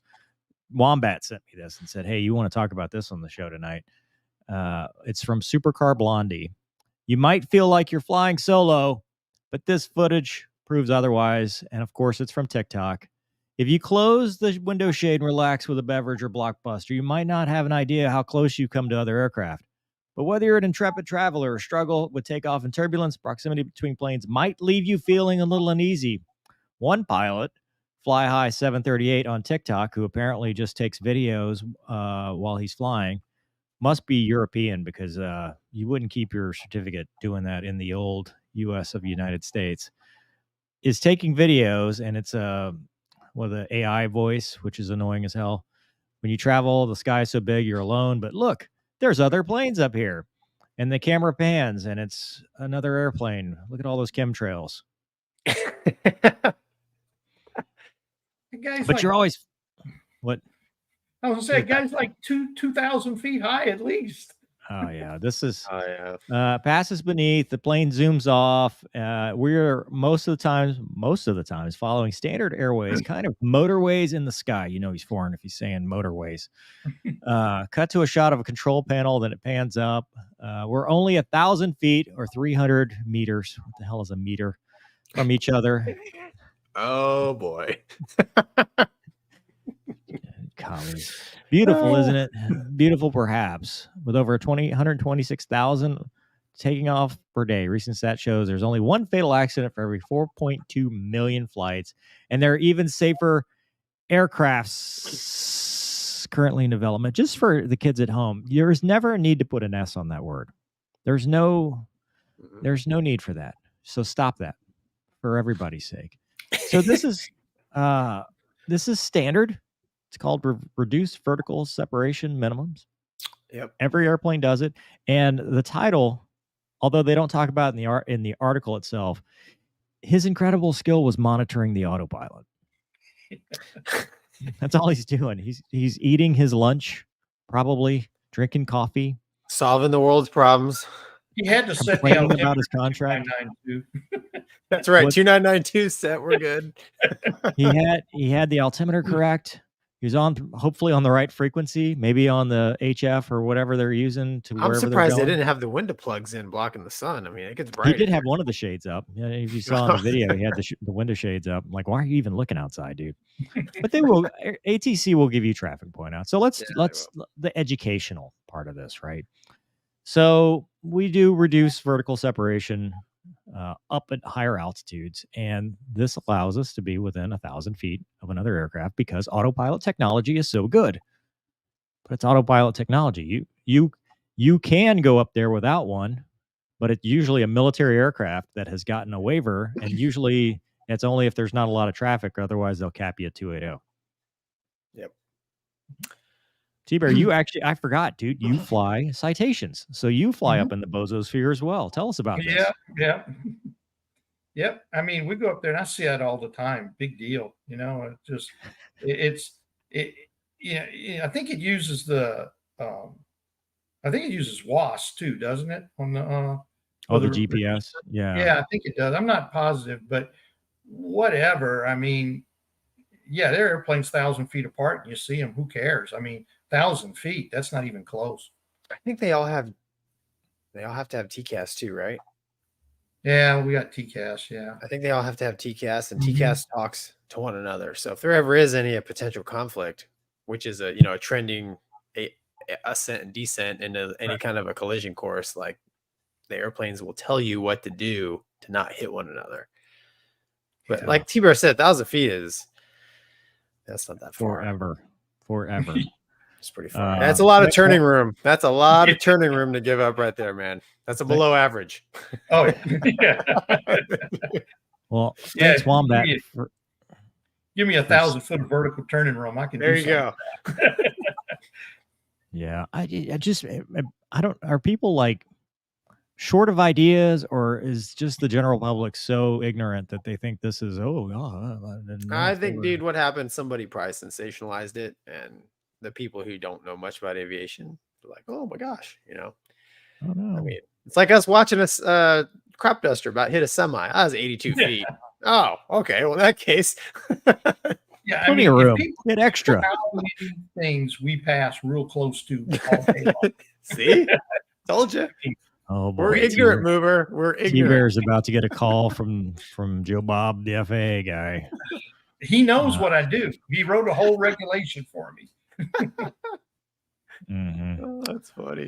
Douglas, do you have the next one about the Air Force leaders? Okay, I was going to ask which one's next. Uh-oh. I can do that. Hang on. All right. Well, while we wait for that, have you guys seen the 747 AAC? Thanks, Aaron. I don't know what that is, so no. I think that's the 7.4. They were going to attach like little fighters in or on, something like that. Oh. Yeah, I've seen the drawing of it. Yeah, I see that too. Yeah, It was pretty wild idea. Do you have to sit in the fighter? Like what do you do when you're not? Dude, I think it was like a design concept. Like, here's a picture of what we can do, and people will probably like, who straps me in though? Well, you can't strap yourself in. What are you doing across country? It's an Air Force guy, dude. I need somebody to connect my harness for me. Yeah. First time I flew in the Navy, and the plane captain's like, "See you, sir." He walked off. I'm like, "What about the? Who's in? Yeah. How do I even? I can't read. My arm is too short. It's T-Rex arms. I can't. I'm not used to turning around because I'm always offensive. What is this? Or you just knock it off. One of the two. Watch the video. Yeah, watch the DVD. D-Stew says, thanks, D-Stew. Talking about the A-10 being good in weather. Comments on the F-35 in weather? Ooh, too soon. Too soon. TBear, have you ever had or known someone who's ejected and their airplane kept going? Yeah. There was a guy when I was in pilot training that told a story of jumping out of a 38. 2,000 feet, couldn't get the engine started. Remember how you started the engines, air started the engine 38? Put them in burner, right? Yeah. Right, yeah. So when the air start, you got all the juice. Yeah, and he went through 2,000 feet and go, well, got to get out, bails out, says he hangs in the chute, turns around to see his jet, and he sees one burner light. The next one. He goes, oh, they're going to be mad. They're going to be mad. But that particular one just went, it's stuck in the ground. I think it was out at Willie, and I don't remember exactly where it was. It was out west somewhere, and it's stuck in the ground. But I think Luke had a F-16 fly around for a while. Yeah, they had to go chase it. It buzzed the guy that jumped out. Yeah, it buzzed the guy and jumped out, and then somebody was in the pattern and tried to go chase it. It was a whole thing. Yeah. It frowned upon. Janitor is back. Thanks, Janitor. Thanks, Janitor. Oh, sure. Find the one article on the interwebs that over-exaggerates or misrepresents. Touche. We do that here. There's only a handful. That's true. Yeah, look hard to find that. Mm-hmm. Yeah, Wombat did extensive research to find something that was not good. Douglas. I'm ready. Here's your cue. That's a guard guy. Look at his patch. It's a guard guy. It is. Right? Mm-hmm. U.S. Air Force Second Lieutenant Morgan Craver. And he's using the simulator that's identical to my own, so I'm quite pleased.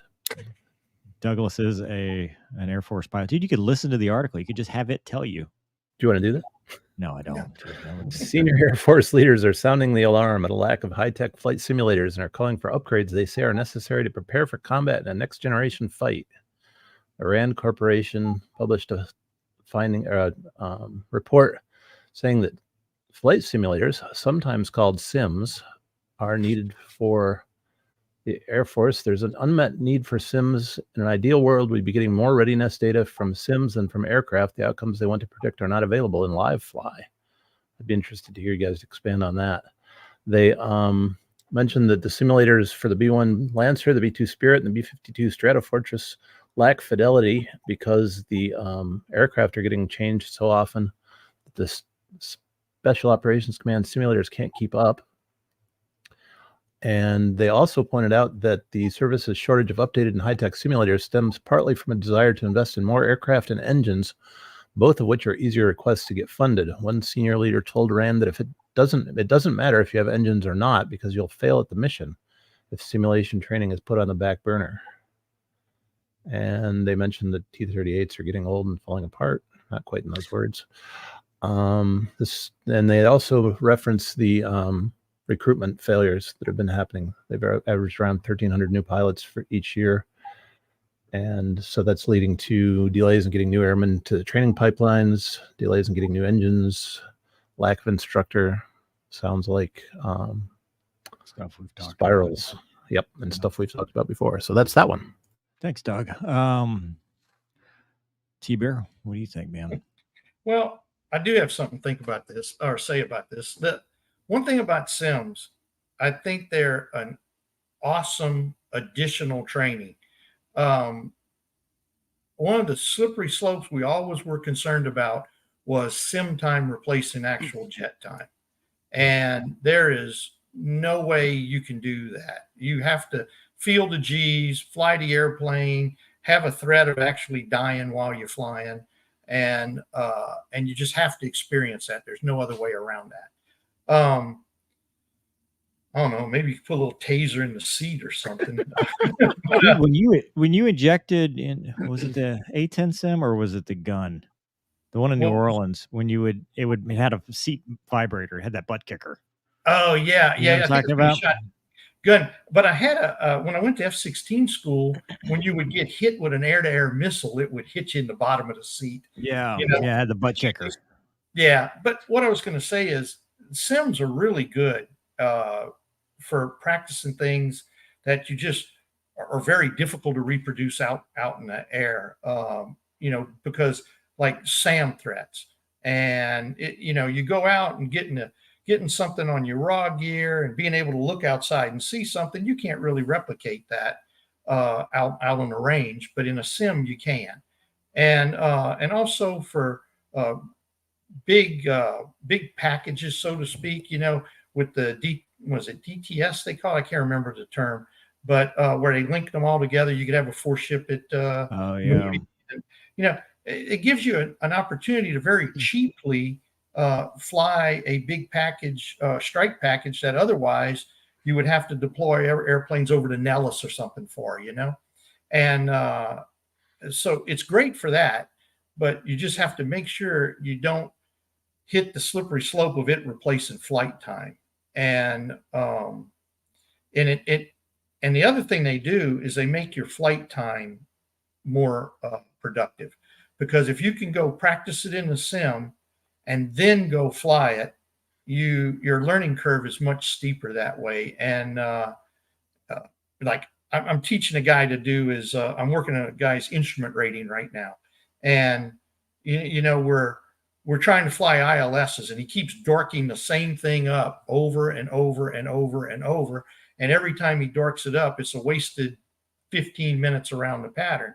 Where if I had him in a sim, I could just IC him back out 5 miles back and start over.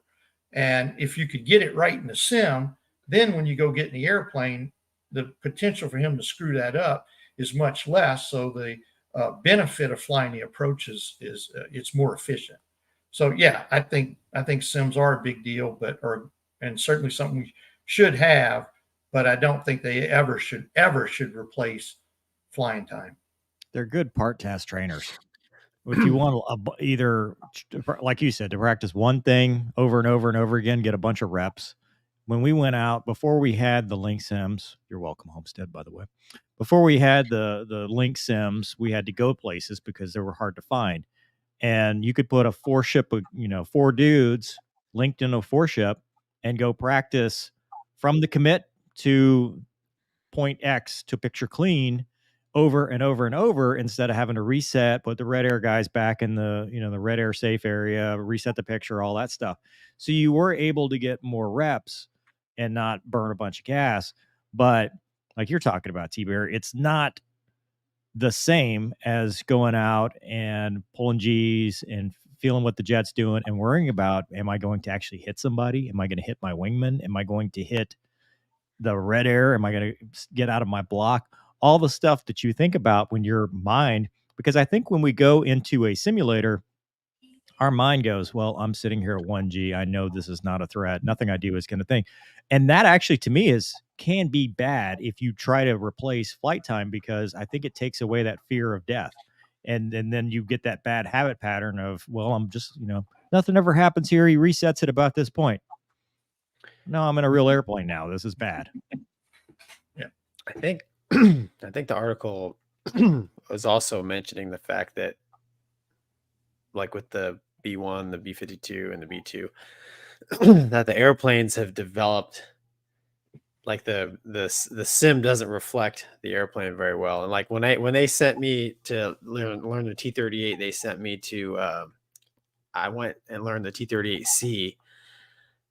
I got like literally okay, good to go. I don't know how many hours I got, 10, whatever it was. And then I went to our operational squadron that flew T-38A, different cockpit, and I was lost in the sauce. So I can see how, if the Air Force doesn't have enough money to update the cockpits of the sims, I've never seen the inside of the B1, B2, or B-52, but I imagine those airplanes are a little more like an airliner, and if you don't have the right things to push buttons, because that's how you fly those planes a lot, it can be a challenge, so I agree with you guys totally. You can't replace flight time with sim time, and they have their place, but I think especially with big airplanes that, like in the civilian side, the airliner sims are pretty real, because they don't really have to simulate a lot of G's or maneuvering, just basic flying around. And the article did talk about bombers. Like one of the biggest things was B1, B2, B-52, all that stuff. It wasn't specifically fighters. Right. And I would imagine, the bombers, you should be able to have a pretty darn realistic, level D mover, level C, whatever. Yeah. Whatever. The highest fidelity full motion sim that you can get. So I would think they should have some pretty good stuff, but apparently they don't. Yeah. The B-52, I'm not surprised. B-52 is not very good at Barksdale. I know. Have you been in it, TBear? I haven't been in it, but the guy I used to work with had to go fly that every few months, and it was not very good. But one thing, we used to kind of have a rule on OFPs that it would go in the sim before it went in the airplane. Yeah. And so that you could actually go in there and get your hands on it in the sim before you put it in the airplane, and that was important. Yeah, I remember that. As a guy who did a lot of sim stuff, it was always the sim got it first, and then the airplane, like months. It wasn't even close. Doug, I want to bring you into this too, because I think one of the risks is the negative training. And when you like iRacing, we see this a lot in iRacing. You see people doing things that they might not necessarily do in a real car. Yep. I see people doing things that would never work in real life. And it's a little bit different because it's a multiplayer situation, but as long as they're doing it wrong better than everybody else, they think they're doing it right. Yeah. Called a simism. And that's not to say, Air Force, we have structured in training and we do understand, but how many times has something worked or not worked in the sim and you're like, well, that's not like this.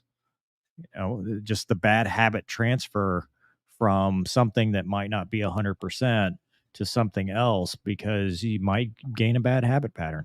So sometimes it is worse. My 30 years of muscle memory are completely useless to me in iRacing. I'm much better at oval, which I learned in the sim, than I am at road racing, which I learned in real life. Well, Gonky knows this because he's obviously an expert at DCS. I can fly a jet into the ground in DCS like nobody's business, dude. Record time. Gonky, there was a comment a while ago. I was like, I see why he's not in the Navy anymore. I'm like, dude, because it had nothing to do with flying video games. That's why. Real life is so much harder. Conquer says, thoughts on the F-16 XL better than the F-15E? I don't know. That was a long time ago. I don't know cool about looking fictional aircraft. Yeah, I don't know. I think the Block 70 with the conformal fuel tanks looks really cool. Yeah, the XL mover was the one with the huge wing. Yeah. Had the huge, like, it's like almost a Delta wing, wasn't it, TBear?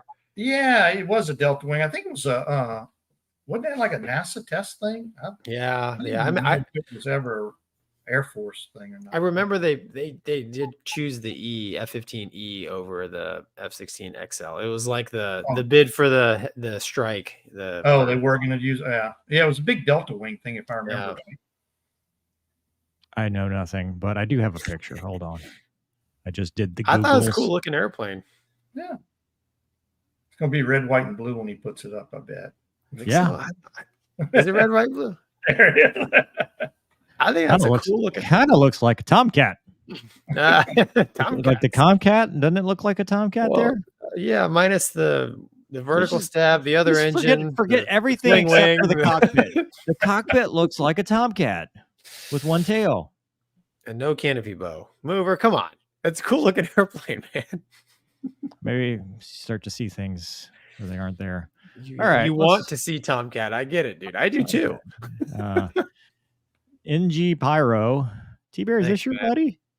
He's a Fred driver here. Love the show. Fred is the C5, right? Fred and Barney? Yeah. Awesome. Well, it always makes me feel good when real pilots watch the show and they like it, because then I feel a little bit validated. A little bit like, okay, so we're not totally. Skid's watching. Shanghai's watching. I mean, come on. Totally watches sometimes. There you go. Aaron's back and says, when I started my PPL at 16, I spent hours in FSX. When I got in a 172 to start flying, I was so cocky. I told my flight instructor, I got this. I've never eaten my words harder. They can help you learn, but sims are not experience. I will say DCS to some degree in the Huey helped me when I went to the helicopter. Like just that little bit of, I mean, it wasn't perfect, but the general concept helped me a little bit with the helicopter. So, I mean, it has its place. It's not something that I would replace anything with, but okay. I think that's it. We'll skip the JetBlue thing. We've got voice messages, which I think is. Oh God. We're gonna start with the serious ones before we get to if we get to that. This one comes from Chili. Let us begin. Good evening, gentlemen. I've just got a quick couple of questions if you've got a moment. First up, how much do you as the pilot feel movement-wise when you fire or release any of your weapons? And secondly, how much does the aircraft movement vary with regard to the smaller or lighter loads versus bigger, heavier stuff being released? Thanks very much for your time. Good evening, gentlemen. Oh, it's I've stuck just in a got loop. a quick couple of questions if you've got a moment. Sorry, the Margot Robbie. The Margot Robbie question got stuck in a loop. Gonky, TBear, somebody. TBear, you first. I'm so distracted right now. What? The gun on the A-10, you feel it under your feet because it's a big, heavy piece of machinery rotating, and also fairly decent amount of recoil. So you do feel that. Bombs on the A-10 are just a clunk. Maverick missiles on the A-10 is a bunch of noise. I don't really feel anything. The Sidewinder off the A-10, nothing really, just a noise. Mark 84 is off a F-16, big clunk, wings kind of shake. You know, Payboy, the Payboy 3, GB-24. That's kind of what I think. I mean, I think probably the most noticeable thing's the gun in the A-10. Yeah. I remember the first bomb it's just a 500 pounder just in training and when I was in the RAG, and you know they never like, I don't know, it's I guess it's a non-topic, but I remember when I rolled in and when the bomb came off, I mean it made a noise, and I for a second I was like, what happened to the wing?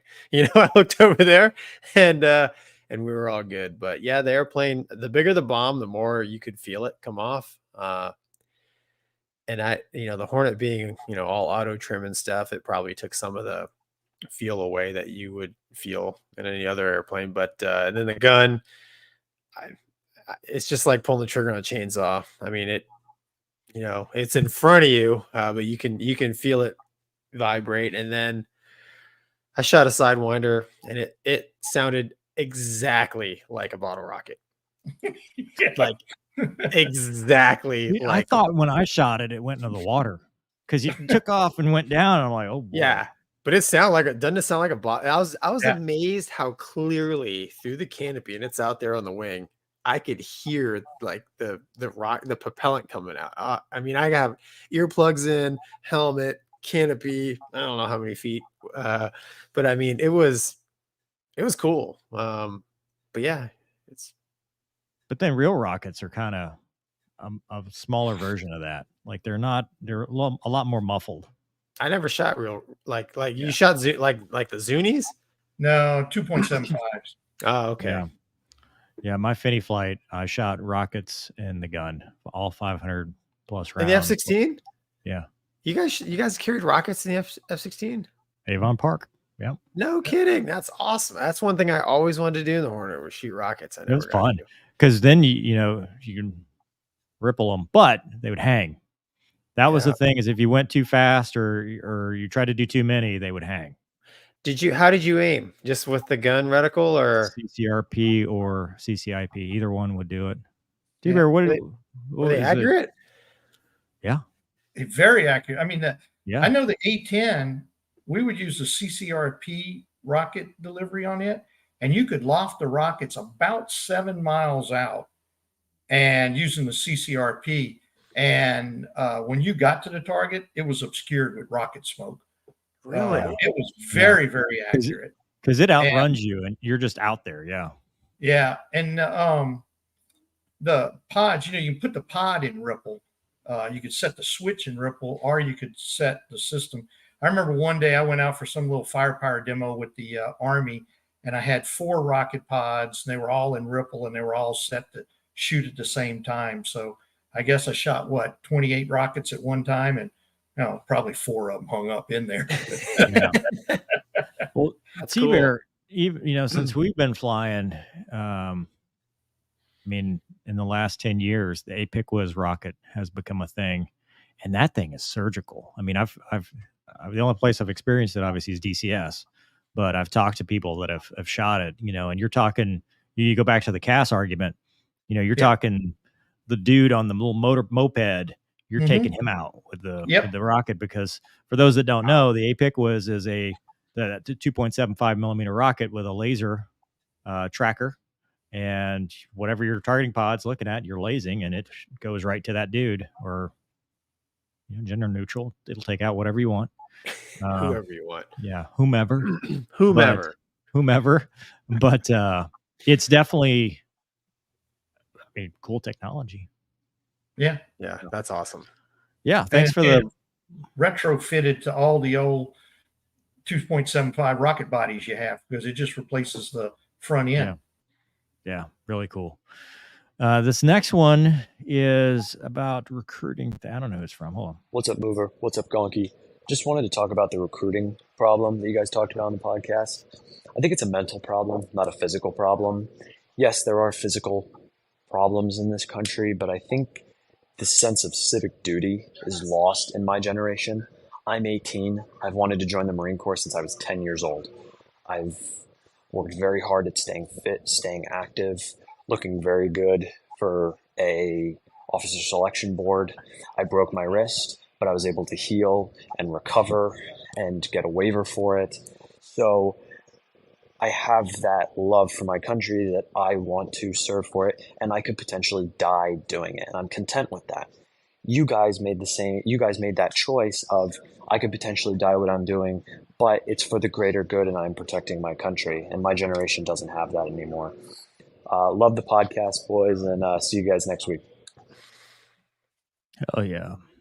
I feel like there's a knife hand throughout the entire thing. TBear, he hit on everything you've ever said. Go. Yeah. I mean, what more can I say? I mean, just say it all again. Just use your voice.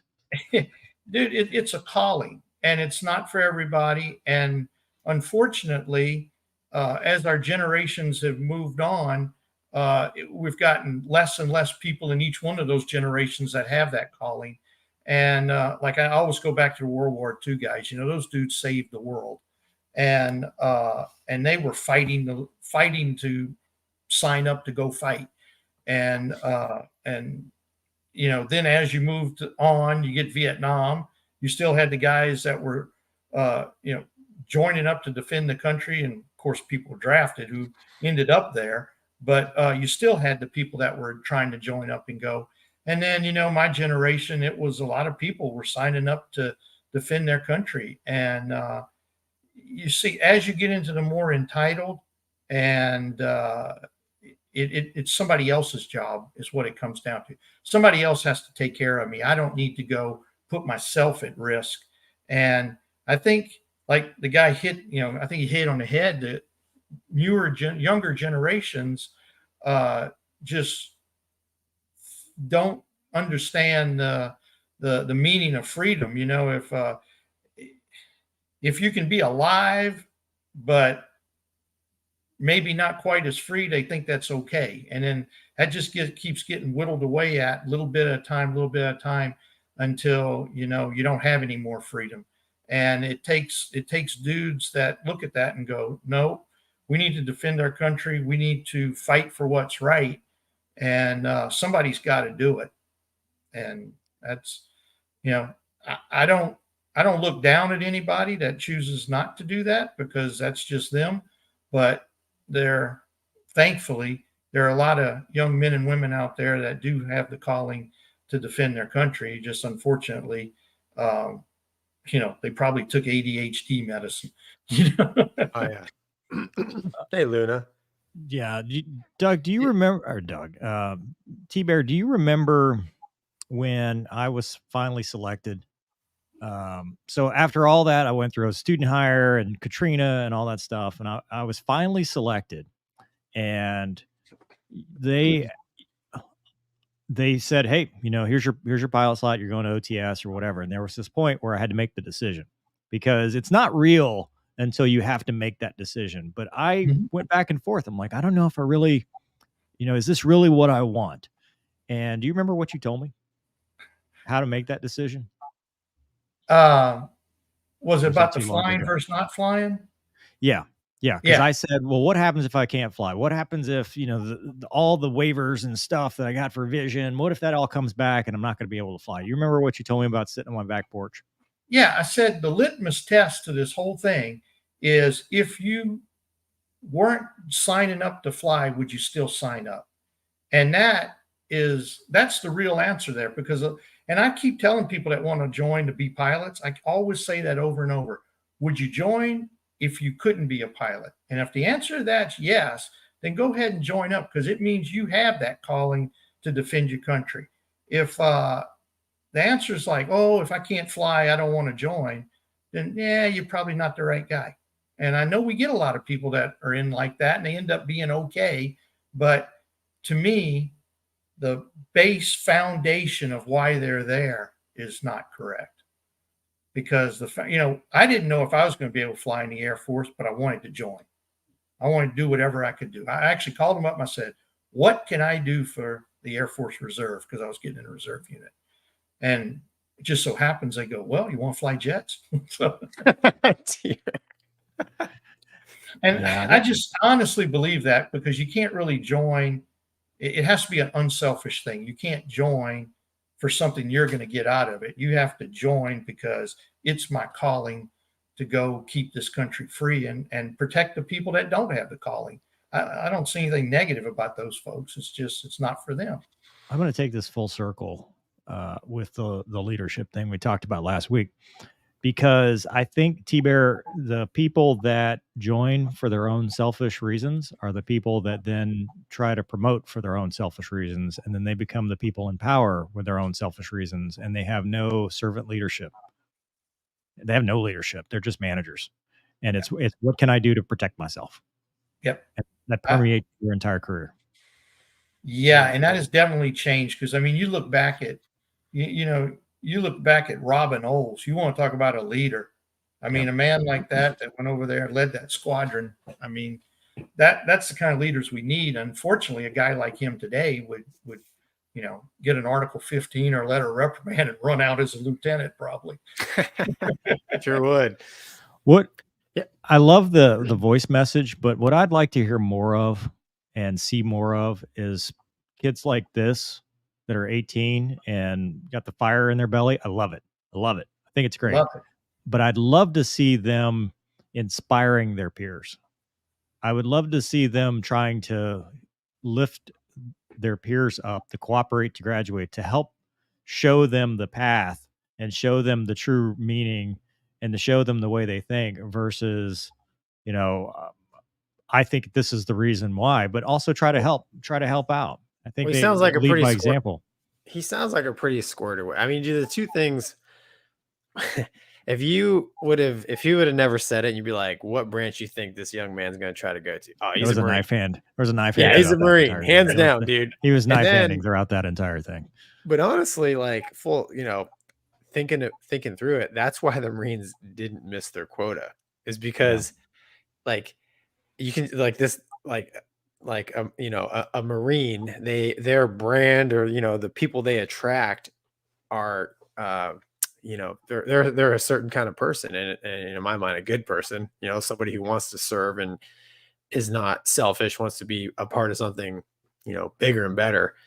But I would argue, man, a guy like him, if he's 18 years old and he's staying fit and he's keeping his stuff together, other people are going to notice that, and they're going to they're like, "Hey man, what are you doing?" "I want to be a Marine." "Why do you want to be a Marine?"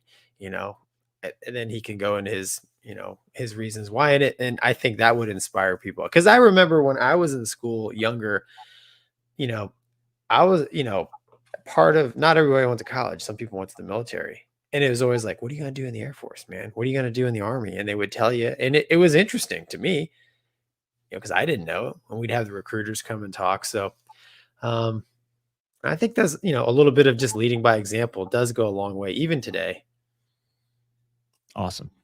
All right, let's move on. We're already keeping TBear way past his bedtime. Good luck, pal, by the way. That's awesome.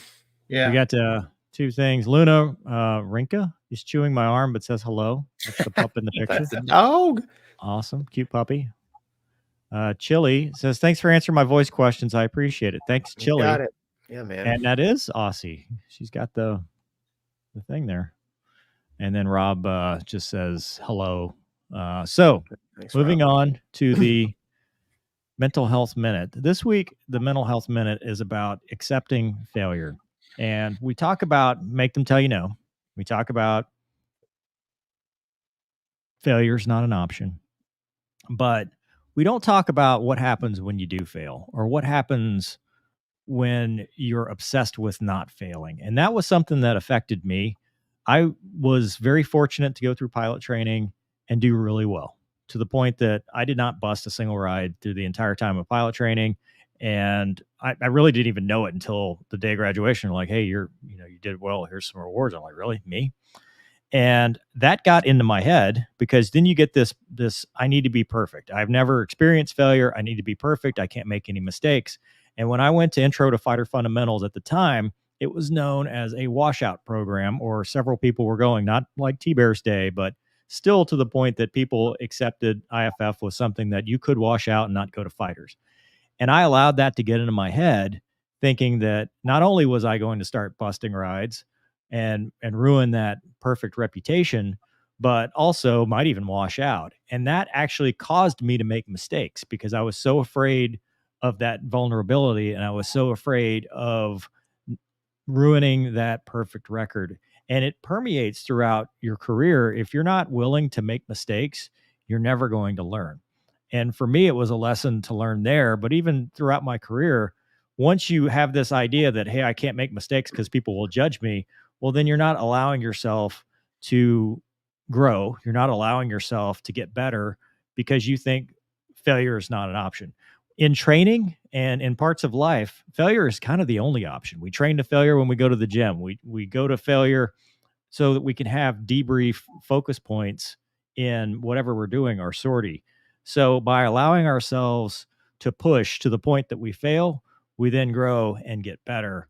And I think that's something that we need to emphasize, that while failure may not be an option in certain things like recovering an emergency or war, in other places it's good, and it's the only way we'll ever grow. TBear, what do you think? I think you're absolutely right. I don't have much to add to that, except I do want to tie it into your leadership thing a while ago, because that's the problem right now with a lot of the leadership in the Air Force is, it's just, don't let something happen on my watch so I can get promoted to the next thing. And they're unwilling to make changes, unwilling to do things because they're afraid of failing. And that's not a good thing, yeah, you go back and, I always go back in history, go back to like Jimmy Doolittle, man. He was such an innovator. He got court-martialed, and Right. If you have leaders like that, that's how you take chances, and that's how you improve. And failure, you can never really, other than killing yourself, you can't let failure be the driving factor when you're trying to do things. Particularly in peacetime training. You have to accept that I might screw this up. I might fail. What do? We debrief it, and then we try to do it better next time. And that's how you learn. And that's about all. I think you pretty much put it together really well there. Gonky. Yeah, Mover, I don't have a ton to add. I just maybe two things. The obviously, accepting failure, we talking like big things or little things, but overall, and I've had to come to terms with this sometimes, not every opportunity is for you, kind of thing, so just because you start down a path, and I believe, in God and a higher power. I'm a Christian. So, I think sometimes, God uses failure as a way to close the door if you're not going down the path he intends you to go. But that's just me. But, and a lot of times, it's like, I ride and race motorcycles a little bit, dirt bikes. And if you're not crashing every once in a while, you're not riding hard enough. Mhm. It's kind of in any kind of performance driven, if we're talking like military aviation or any kind of athletic, sport, you want to be on the edge, pushing that envelope further and further and further. And the way you do that is, you take a little bit of risk, you take a little bit of chance. And then when you do fail, you have to accept it, learn from it, not do it again. Right. So there's a lot of learning to be done there. But other than that, Mover, you summed it up. Pretty much, I don't have anything else to add, man. It's good. Gonky, you bring up a good point in that for the discussion. It's how you reframe things. When you fail, when you bust a ride, this is something that I never got through my career, and I wish I had. Looking back, I wish I had understood this better. You're afraid of busting a ride, right? You don't want to get the taco, the unsat, or the down, or whatever, Air Force versus Navy. You don't want to get that because you don't want the red ink on your grade sheet saying, because you're making it personal. You're internalizing this, saying I'm a bad person, when the reality is you just got another paid flight by Uncle Sam to go do it again and get better. You just got another opportunity to go master your craft and to go out there and be a better fighter pilot. And that was something I never really got. Yeah. So I actually saw this a lot as an IP. So there were, and TBear, you've probably seen this too, because you got more flight experience than I think me and Mover combined. But the guys and gals who, like, early on, it just seemed to come natural to them. When they finally hit something that was hard, they had no idea how to handle it, because they're like, wait a minute, this has been easy. What, but the people who have always had to work at it, and every once in a while might fail at something. I actually thought that they became better pilots because they knew how to handle a setback. And I think especially in any kind of war fighting, you can have the best plan in the world. TBear, I tell you, have the best plan in the world. You go into real combat, something goes sideways. You need to know how to recover from that. If your plan doesn't work, that is a failure. What do? We can't just, hit pause and cry and, oh, woe is me. So there is, I'm not saying fail every single ride, but it does that adversity early on, especially early on. I think a little bit of toughness helps. And, and Wombat's a great example of that because he had a lot of trouble up front in training. I was right there with him, with his air sickness, and that affected everything. And it made him very resilient because, throughout his career, and he had a good career. So, but yeah. TBear, do you know that story? He was in a loop puking in a bag while performing a loop in a tweet. That's the toughness of this guy. But you bring up Wombat. Deuce, another friend of the channel, had his struggles. Now, granted, he did really well. Obviously, he got fighters as an active duty guy, but he struggled in various places, and he became a weapons school instructor pilot. He's now an instructor pilot in the F-35. It forges a much stronger personality, and if you're afraid of failing, you won't take the risks. You won't put yourself out there because you're trying to protect that perfect record. So he hit the key word, resilience, and that's what it builds. Is it makes a resilient person. One of the things, though, and Mover, your example is a lot of fighter guys. They go a long time without failing at anything. Yeah. And when it does happen, it is crushing initially. But then once you realize that you're not the perfect guy, you get into the mode and getting a little resilience. And I can see exactly what Gonky's talking about, where the dudes that have to struggle a little bit, they're tougher and they get tougher quicker. And sometimes later on, it's a harder lesson to learn later on. When you're a weapons school guy and start failing. But I think that's where we tie in the mental health minute. How this is mental health is the resilience piece of this. Anything in life, don't be afraid to fail. Don't be afraid to put yourself out there. And when you do, don't internalize it and think that it's something personal against you. This is just a lesson. Take it as a lesson, take it for what it is, and move on. Find the lessons that you can extract from it, just like we do in a debrief. Apply it to the next time you try or the next thing you do. And don't worry about that perfect record, because if you look at any success story, look at Elon Musk. How many rockets did he blow up? How many rockets?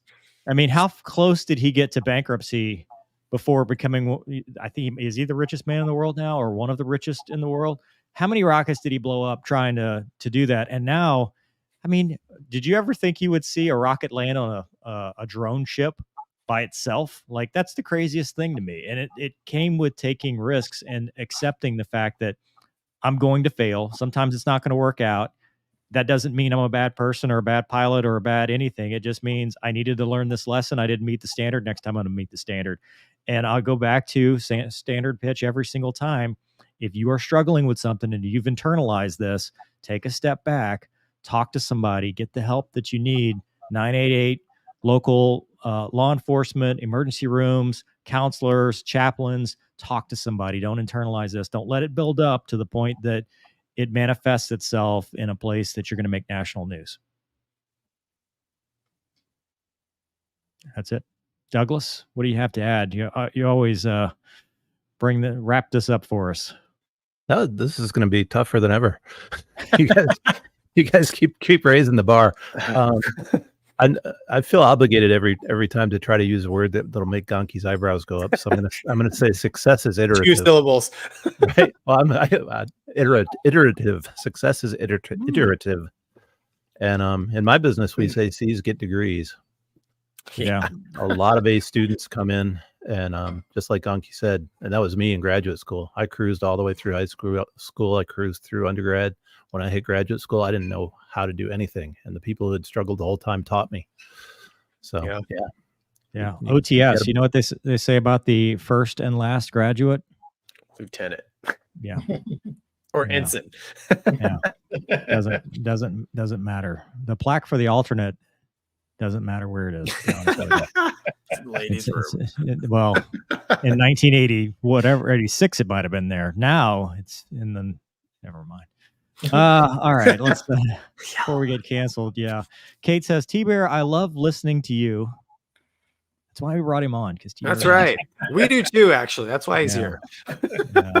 Aaron says I was saying, I just like getting to see you two guys again.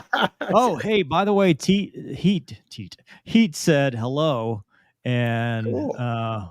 said it was awesome that you guys were together, all of us together. So Aaron says only those who dare to fail greatly can ever achieve greatly. He who dares wins.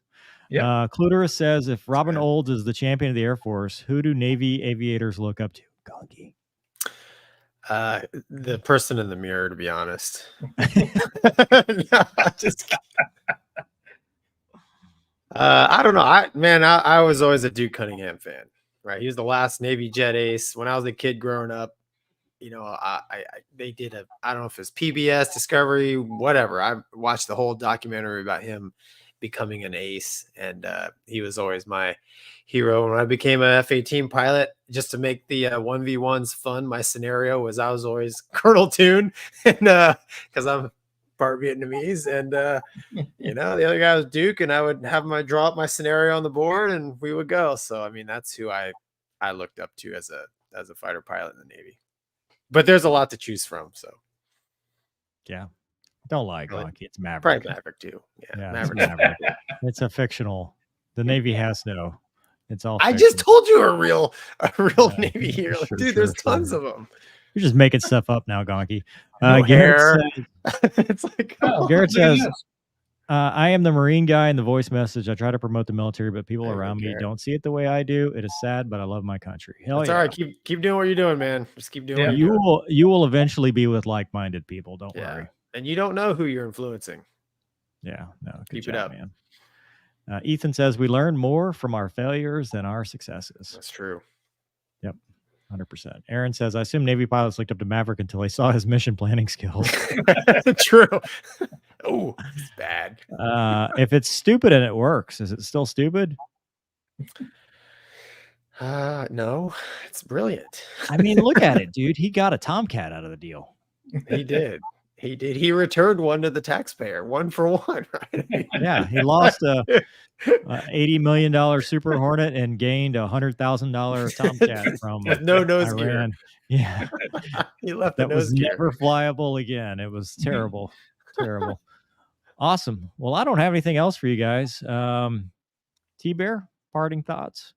Yeah, thanks for hanging out with us, man. I see you, TBear. I've been putting you off because I've been kind of busy spraying all summer, but glad I made it. Semis, cotton balers, you know, busy. I'm busy, boy. Busy missing all those things. That's right. Tree bear. How many trees have you hit? It's like 4. maybe more, actually. I mean, that's how do you know when you hit them? Oh, well, you bring them most back, of the time it's pretty evident. One thing, I've hit a couple, and I've taken the nav light off the airplane, and didn't even know I hit the tree. Come back, nav light's missing. So I figured that, but no, 2 of them I hit pretty solidly. Wow. Janitor is back. Happy birthday to his Korean War vet. Oh, that's awesome. Oh, awesome. That's awesome. Happy birthday. Yeah. Yep. Happy birthday. Hope you had an awesome day. Heck yeah. Hell yeah, dude. Great. Look at the heroes, right? Oh, yeah. Heroes, the generation. But you know, we have ours too. I mean, look at all the Medal of Honor winners in the last 20 years that have done some amazing things in OIF, OEF. I mean, dude, they still exist. I think we focus a little bit too much on the negative. So what's his name on the top of the mountain there? That guy, Chapman. Right? Dude, he essentially got 2 Medal of Honors on that hill in the same day. Yeah. Dude, that's a good point about CSAR though. CSAR is such an important mission. I don't know what would replace the A-10 for that. I am concerned. Yeah. Ethan says TBear's tree trimming and crop dusting service. $1.99. It's a special. Luckily, I haven't hit one in a couple of years. So let's knock on some wood there. It's the night is still. I hit nothing this year, by the way. Good. That's what we want to Yeah. hear, TBear. Except Yeah. a few birds. Well, all right. Douglas, you got anything for the kids at home before we wrap this up? I have nothing further. Gonky? No, it's awesome as always. Looking forward to next week there, Mover. I'll see. All right. Thanks, everybody. Thanks for watching. See you guys. Have a good TBear, night. thanks for being a part of this. We really appreciate it. TBear. Well, Heck We'll see yeah. you next time.